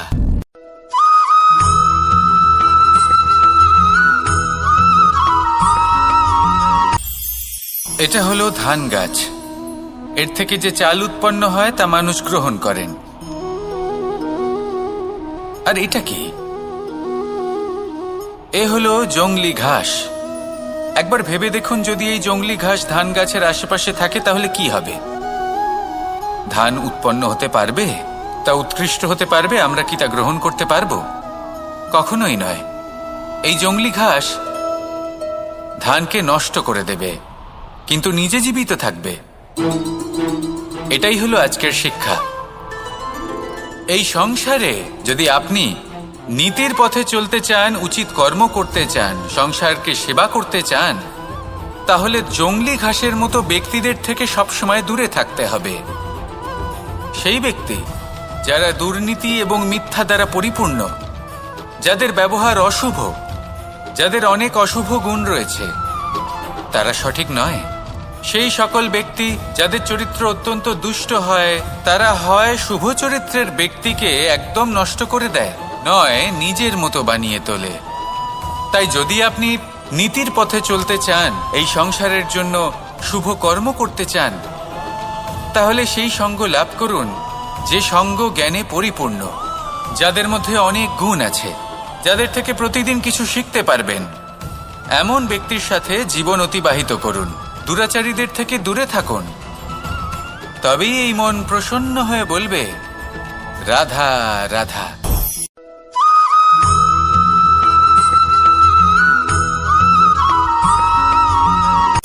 সূচের শেষে একটি ছিদ্র থাকে, যার দ্বারা আমরা এই সুতো পরাতে পারি, আর তারপর সূচের সাহায্যে এই সুতো দিয়ে বস্ত্র সেলাই করা যায়। কিন্তু যদি সুতোটা সোজা করে ধরা না হয়, তাহলে সূচে কখনো এই সুতো পরানোই সম্ভব নয়। যদি এতে কোনো গিঁট পড়ে, তখন তা কখনোই এই ছিদ্র দ্বারা প্রবেশ করা সম্ভব নয়। ঠিক এইভাবেই যদি আপনি কারোর জীবনে প্রবেশ করতে চান, কারোর অন্তরে প্রবেশ করতে চান, তাহলে আপনাকেও সহজ থাকতে হবে। এতে কোনো গিঁট থাকলে চলবে না, অর্থাৎ মনে যাতে কোনো মালিন্য না থাকে, যেন কোনো কুচিন্তা না থাকে। যদি এসব থাকে, তাহলে আপনি কখনো কারোর জীবনে প্রবেশ করতে পারবেন না। আর যদি কোনোভাবে আপনি প্রবেশ করেও যান, তাহলে তার মনে ঘর করতে পারবেন না। নিজেকে এই সুতোর মতন করে তুলুন, সহজ। মনে যেন কোনো কুচিন্তা না থাকে, সবার প্রতি যেন সদ্ভাবনা থাকে, শুভ চিন্তা থাকে। এমনটা করতে থাকুন। এমন একটা দিন আসবে যেদিন এই সমস্ত সংসারের ব্যক্তির মনে আপনি বাস করবেন, আর তখন এই মন প্রসন্ন হয়ে বলবে, রাধা রাধা।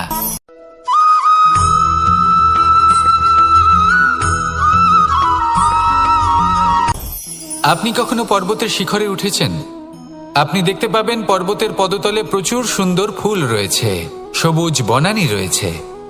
যত আপনি ওপরে উঠতে থাকবেন, তত ফুল কমতে থাকবে, সবুজ বনানী কমতে থাকবে। আরো কিছুটা ওপরে উঠলে কাঁটা জাতীয় গাছ দেখতে পাবেন, শুকনো গাছ দেখতে পাবেন। আরো যদি ওপরে ওঠেন, তাহলে পাষাণ দেখতে পাবেন। আরো ওপরে উঠলে হিমখণ্ড দেখতে পাবেন।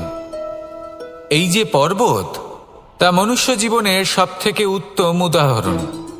মানুষ যখন সাফল্যের শিখরে পৌঁছতে চান, মহানুভবতার শিখরে পৌঁছতে চান, পথে যত আস্তে আস্তে উপরে উঠতে থাকেন, ততই ভৌতিক বস্তু তার থেকে বিচ্ছিন্ন হতে থাকে। যদি তিনি সেই ভৌতিক বস্তুগুলি ত্যাগ না করতে পারেন, তাহলে কখনোই সেই স্থানে পৌঁছতে পারবেন না। আর মানুষ যদি উচিত ত্যাগ করতে পারেন, পথে অগ্রসর হতে থাকেন, এগোতে থাকেন, তাহলে একদিন না একদিন তিনি মহানুভবতার, জ্ঞানের, সাফল্যের হিমের স্বাদ অবশ্যই লাভ করবেন। মনে রাখবেন, মানব জীবনে ত্যাগ হলো অত্যন্ত গুরুত্বপূর্ণ অংশ। আসুন আমার সাথে ভালোবেসে বলুন, রাধা রাধা।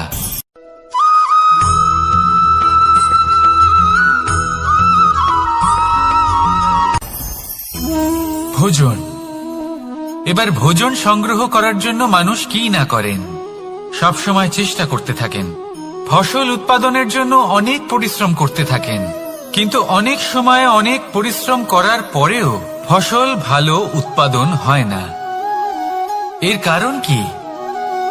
কারণ হলো এটাই যে আপনি পরিশ্রম হয়তো অনেক করেছেন, কিন্তু আপনার নজর তো সেই বীজের দিকে ছিলই না যা আপনি রোপণ করেছেন। সেই জন্য সব সময় কোনো বীজ রোপণ করার আগে তাকে পরখ করে দেখুন, তা অত্যন্ত আবশ্যক। আর সেইভাবেই যখনই কোনো কর্মের প্রশ্ন আসে, তাহলে সেখানে শুধুমাত্র পরিশ্রম যথেষ্ট নয়। সেই কাজের প্রতি আপনার কর্তব্য কি, আপনার উদ্দেশ্য কি, সেটা জানা হলো অত্যন্ত গুরুত্বপূর্ণ। তাই কর্ম করুন, কিন্তু সেই কর্মের প্রতি আপনার যা উদ্দেশ্য তার মাহাত্ম্য বুঝতে চেষ্টা করুন। তাহলে আসুন আমার সাথে ভালোবেসে বলুন, রাধা রাধা।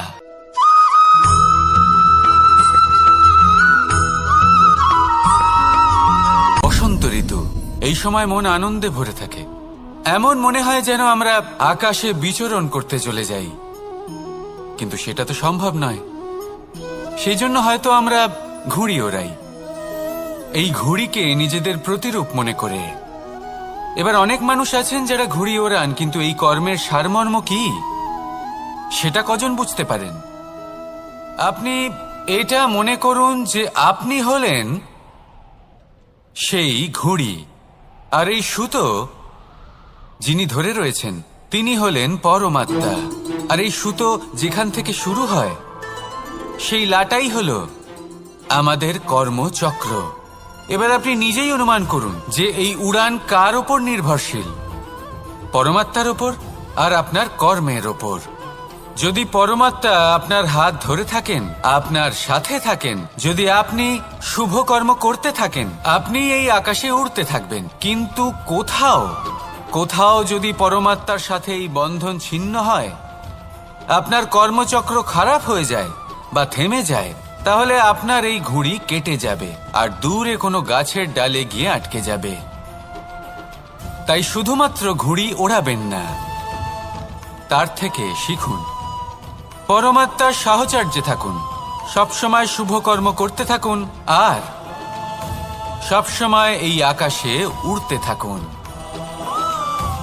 আসুন আর আমার সাথে ভালোবেসে বলুন, রাধা রাধা।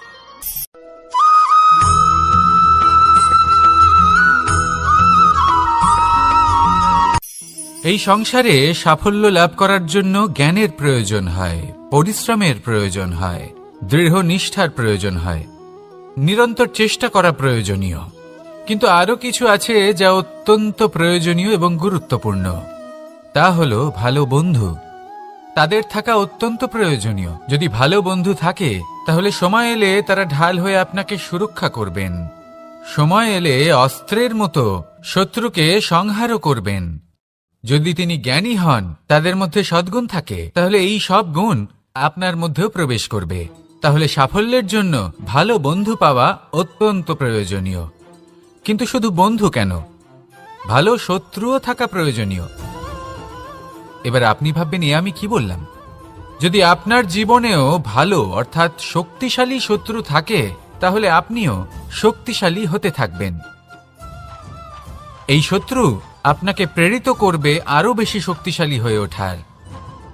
কখনো কোনো হরিণকে দেখুন, তীব্র গতিতে দৌড়তে থাকে। কেন তীব্র গতিতে দৌড়য়? এই কারণে নয় যে কোথাও তার জন্য মধুর ঘাস অপেক্ষা করে রয়েছে, না। সে এই কারণে তীব্র গতিতে দৌড়য় কারণ সেটা না করলে তার পেছনে একটি সিংহ আছে যে ওকে নিজের ভোজন করে ফেলবে। তাই জীবনে বিপদ, সংকট, এই সবকিছুও হলো অত্যন্ত গুরুত্বপূর্ণ। তার সম্মুখীন হতে শিখুন আর আমার সাথে ভালোবেসে বলুন, রাধা রাধা।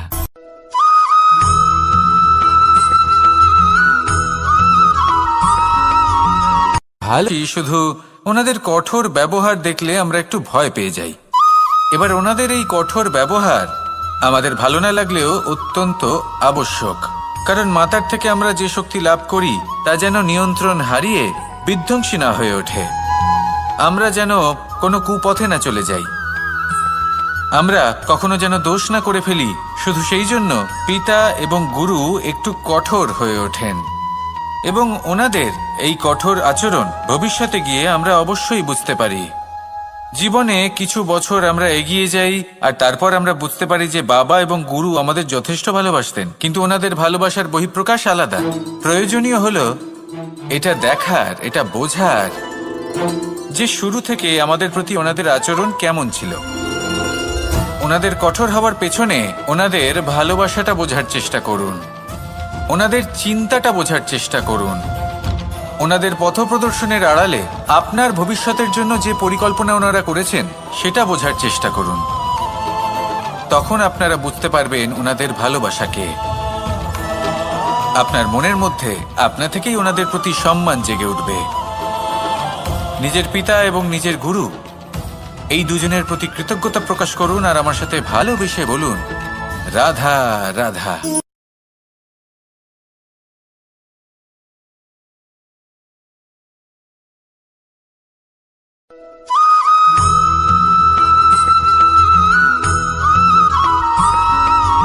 কথায় আছে, প্রত্যেক পুত্র তার পিতার প্রতিচ্ছবি হয়, আর সমস্ত প্রতিচ্ছবি চায় যেন সে তার অস্তিত্ব প্রাপ্ত করতে পারে।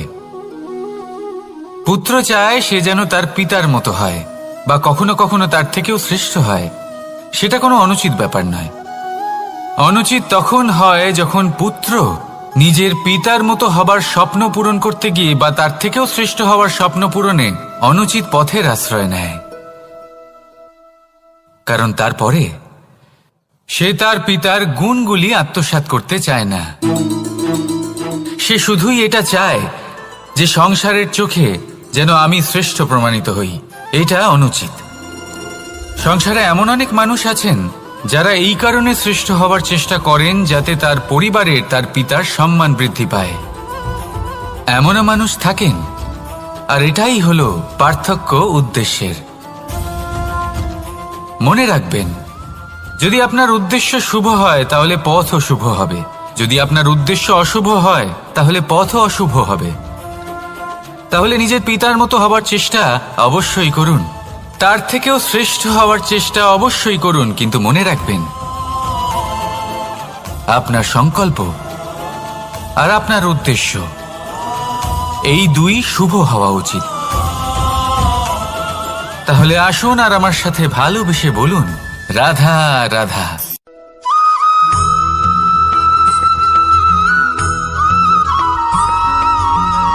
আপনি কখনো কোনো বাজকে নিজের বাসা বানাতে দেখেছেন?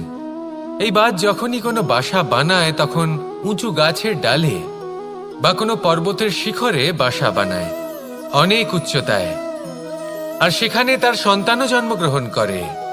যখন এই সন্তানেরা জন্মায় তখন এই বাজ খুবই ভালোবেসে এবং খুব সাবধানে এদের পালন পোষণ করে।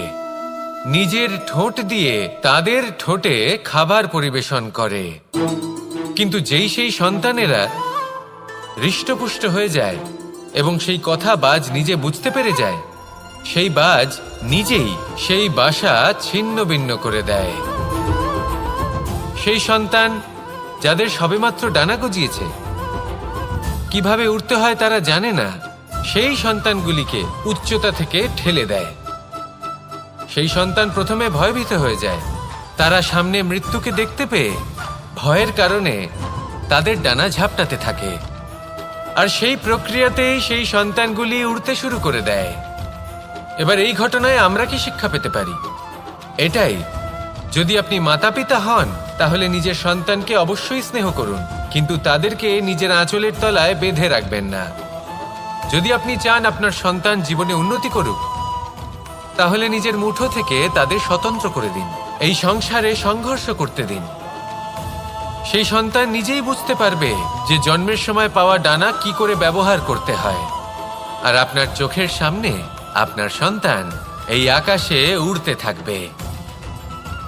তাহলে আসুন আমার সাথে ভালোবেসে বলুন, রাধা রাধা।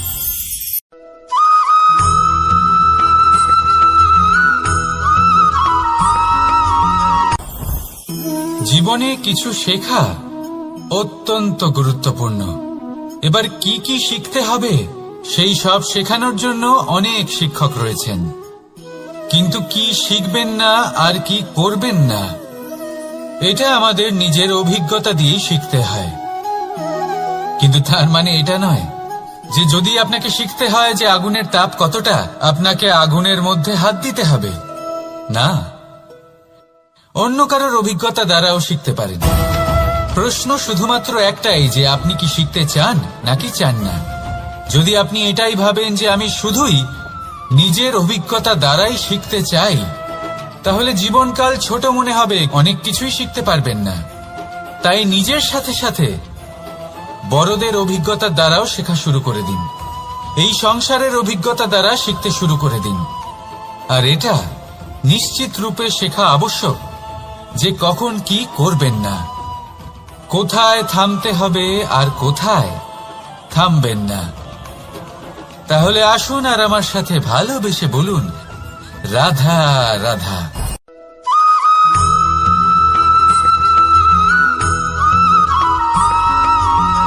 এই সংসারে সবথেকে বেশি কোমল বস্তু হলো রেশম।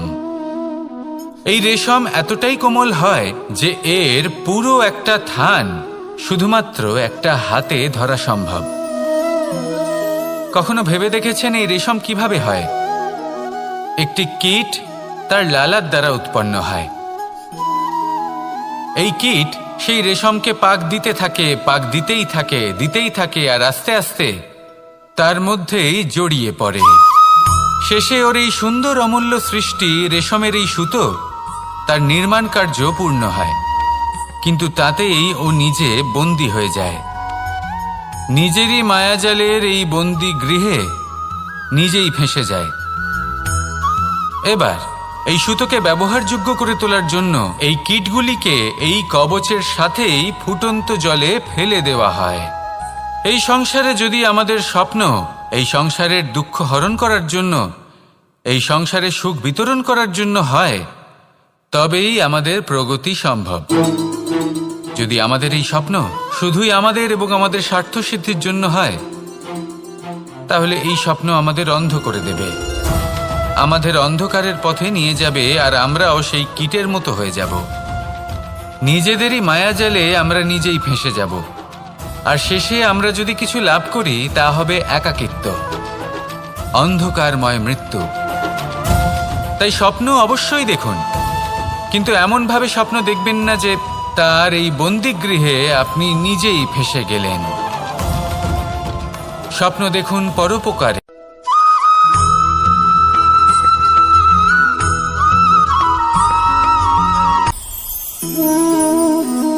শক্তি এক অত্যন্ত বিচিত্র বস্তু, বা বলতে পারেন অনুভূতি।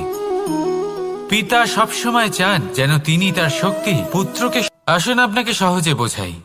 যদি আপনি সুপাত্র হন আর আপনাকে শক্তি দেওয়া হয়, তাহলে আপনি সেই শক্তির গুরুত্ব বুঝবেন, কোথায় সেই শক্তি প্রয়োগ করা উচিত সেটা বুঝবেন।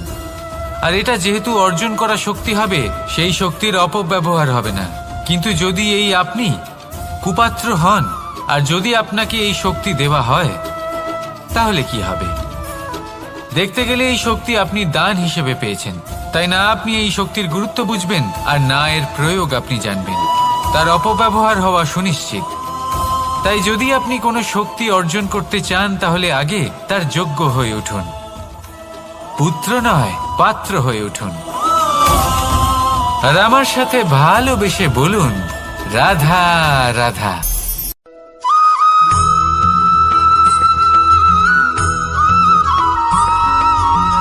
এই সংসারে প্রত্যেক মানুষ এটাই চান যে তিনি যেন ধনবান হন, আর্থিক অবস্থা তার ভালো থাকে, ওনার বাড়িতে লক্ষ্মীর আগমন হয়। কিন্তু সেটা হবে কি করে, সেটাই হলো প্রশ্ন। কেউ বলেন যে যদি পরিশ্রম করো তাহলে ধন অর্জন সম্ভব, কেউ বলেন যে যদি বিদ্যা লাভ হয় তবেই ধন অর্জন সম্ভব, কেউ বলেন যে যদি বলশালী হও তবেই সম্পন্ন থাকবে। ভালো কথা, যদি তাই হয়ে থাকে, তবে দিনমজুর সারা দিন পরিশ্রম করেন, তিনি কেন ধনী হন না?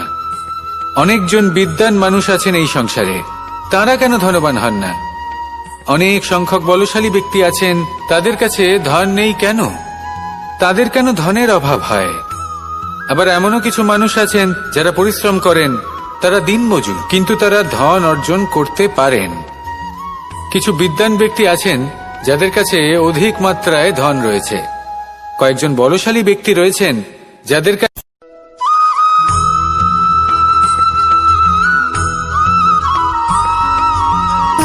সুখ, দুঃখ এবং শক্তি, এই তিন হলো এই সংসারের ত্রিদেবের মতো। আমাদের জীবনে যা কিছু ঘটছে এই তিনটির ভিত্তির উপরেই হচ্ছে। আসলে এই সংসারের একটা নিয়ম আছে। যখনই আপনি কিছু লাভ করেন, এই সংসার আপনার পরীক্ষা নেয়। এটা জানার জন্য আপনার পরীক্ষা নেয় যে আপনি যা কিছুই লাভ করেছেন, আপনি কি আদৌ সেটার যোগ্য কিনা। ঠিক সেইভাবেই এই সুখ, দুঃখ এবং শক্তি আপনার পরীক্ষা নিয়ে থাকে। যখন সুখ আসে তখন সে আপনার পরীক্ষা নেয় যে আপনার মধ্যে অহংবোধ জাগ্রত হয়নি তো। যদি অহংবোধ চলে আসে তাহলে সুখ সেখানেই সঙ্গ ত্যাগ করে।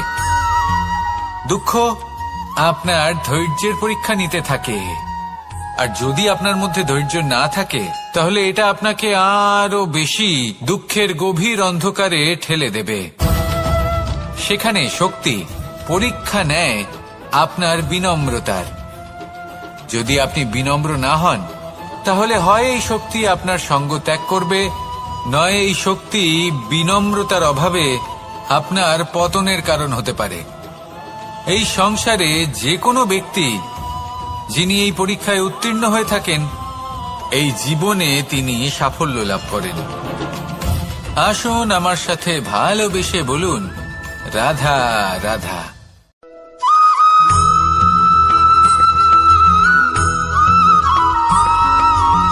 পঞ্চতত্ত্বের মধ্যে দ্বিতীয় তত্ত্ব হল ধরণী, ভূমি, যাকে আমরা ধরণী মাতা বলি।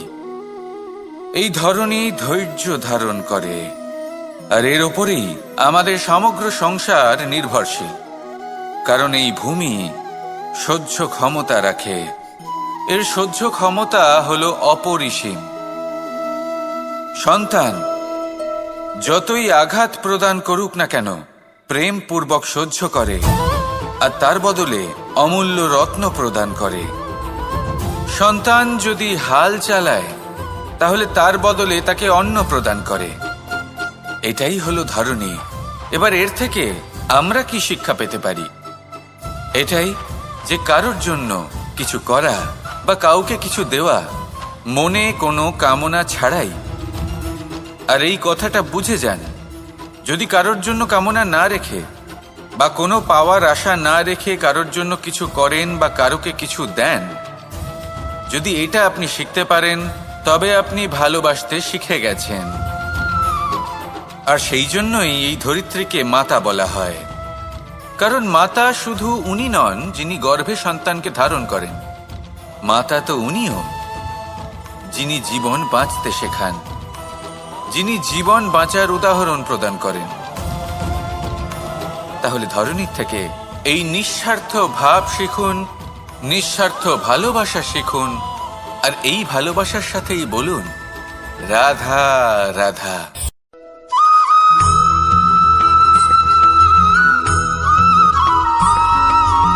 মানুষ জন্মগ্রহণ করে, তার সাথে ভয়েরও জন্ম হয়। ছোটবেলা থেকেই আমাদের মনে কোনো না কোনো প্রকারের ভয় থেকেই যায়। কেউ এই বিষয়ে ভয় পায় যে তার কোনো বস্তু তার থেকে দূরে চলে যাবে, কেউ এই বিষয়ে ভয় পায় যে আমি নিজেকে হারিয়ে ফেলব, কেউ এই ভেবে ভয় পায় যে আমার প্রিয়জনেরা তারা যেন আমার থেকে দূরে না চলে যায়, কেউ এই ভেবে ভয় পায় যে আমরা যেন পথ না হারিয়ে ফেলি, আদি ইত্যাদি। কিন্তু সত্যি কথা বলতে ভেবে দেখুন, এই ভয় বাস্তবে কি? শুধুই একটা মনস্থিতি, আর কিছুই নয়। যা কিছু আপনি জীবনে পেয়েছেন তা একদিন আপনাকে হারাতে হবে। এই জীবন হলো আপনারই, কিন্তু তাও একদিন সমাপ্ত হবে। তাই ভয় পেয়ে কি লাভ? এই ভয় শুধু আপনাকে জীবন যাপন করা থেকে বাধা দিচ্ছে, আর কিচ্ছু নয়। পথ হারিয়ে ফেললেই বুঝতে পারবেন যে নতুন পথ কিভাবে বানাতে হয়। কিছু মানুষকে জীবন থেকে হারালে তবেই আপনি বুঝবেন যে আপনার আপনজনকে। এই ভয়ের কারণে ভীত হয়ে থাকবেন না। এই তারা নক্ষত্র অন্ধকারের অভাবে গুরুত্ব হারায়। শিবকেও মহাদেব হওয়ার জন্য বিষপান করতে হয়েছিল। প্রত্যেক পরিস্থিতি, প্রত্যেক সাফল্য আপনার পরীক্ষা নেবে, তাতে উত্তীর্ণ হওয়া হলো আপনার কর্ম। যখনই আপনি ভয় পাবেন বা সংকটের সম্মুখীন হবেন, তখন সাহসের সাথে তার সম্মুখীন হন। মনে রাখবেন, যে সম্মুখীন হতে জানে সাফল্য তার সাথে সবসময় থাকে। আসুন আর আমার সাথে ভালোবেসে বলুন, রাধা রাধা।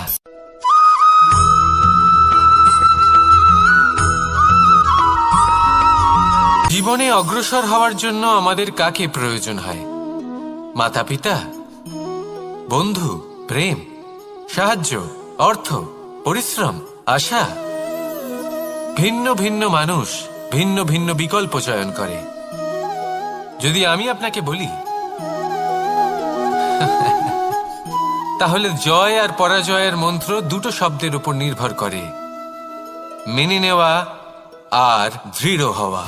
যদি মেনে নেন তাহলে হেরে যাবেন, যদি দৃঢ় হন তাহলে নিশ্চিত রূপে জয়ী হবেন। যদি কখনো আপনি ক্লান্ত হয়ে ওঠেন, আপনি দুঃখী হন, পুরোপুরি ভেঙে পড়েছেন, তখন মেনে নেবেন না যে আপনি ভেঙে পড়েছেন, নয়তো হেরে যাবেন। তখন উল্টে স্থির করবেন যে যাই হয়ে যাক না কেন, আমি জয়ী হবই। আর আপনি দেখবেন যে জয় নিশ্চিত রূপে আপনার কাছেই আসবে। তাহলে এই কথা মনে রাখবেন আর আমার সাথে ভালোবেসে বলবেন, রাধা রাধা।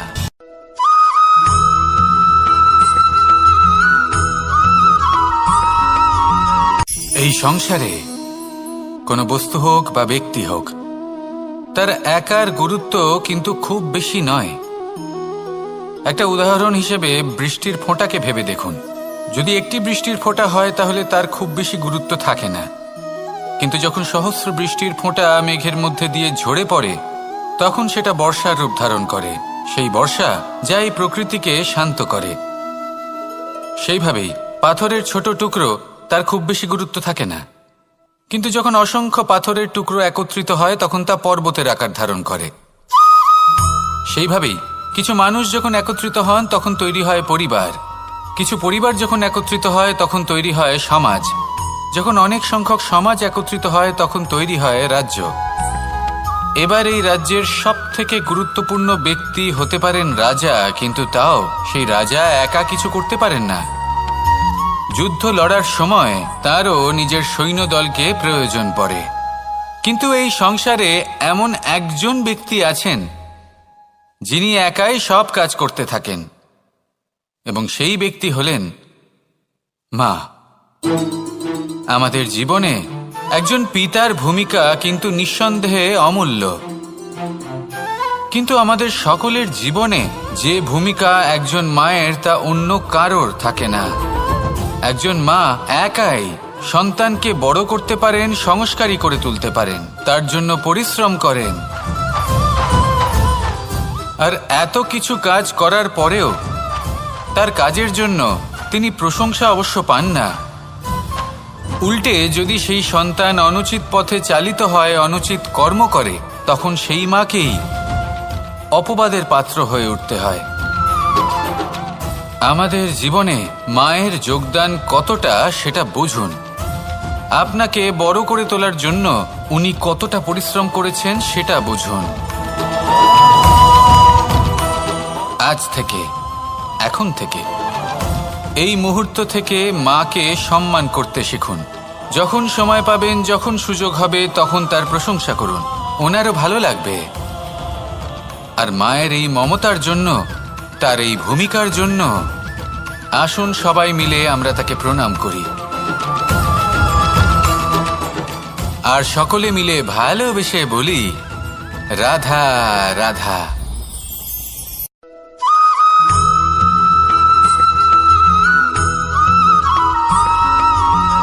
এই সংসারের সবথেকে গুরুত্বপূর্ণ তত্ত্ব কোনটা?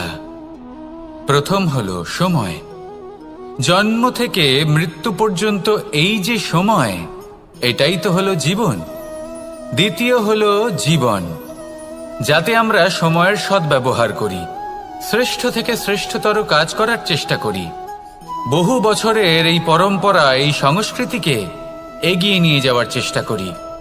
এই সংসারে আমরা অংশগ্রহণ করতে চেষ্টা করি। তৃতীয় হলো ধন, সেই ধন যা প্রত্যেক ব্যক্তি অর্জন করতে চেষ্টা করেন। এবার এই তিনটি তত্ত্বের মধ্যে একটা সামঞ্জস্য আছে, সমান ব্যাপার আছে, সে ধনই হোক বা সময় হোক বা হোক জীবন। আর সেই সমান ব্যাপার হলো যে যদি আপনি এটা গণনা করতে থাকেন তাহলে তা কমতে থাকে, যদি আপনি এটা ব্যবহার করেন তাহলে তা বাড়তে থাকে। একে সংগঠিত করে রাখতে চেষ্টা করলে এ হাত থেকে ফসকে যায়, কিন্তু যদি আপনি একে সামলে রাখতে শিখে যান তাহলে এমন কাজ করবেন যাতে সংসারের সাথে সাথে পরবর্তী প্রজন্ম লাভবান হবে। যদি কিছু শিখতে চান তাহলে সামলাতে শিখুন, গণনা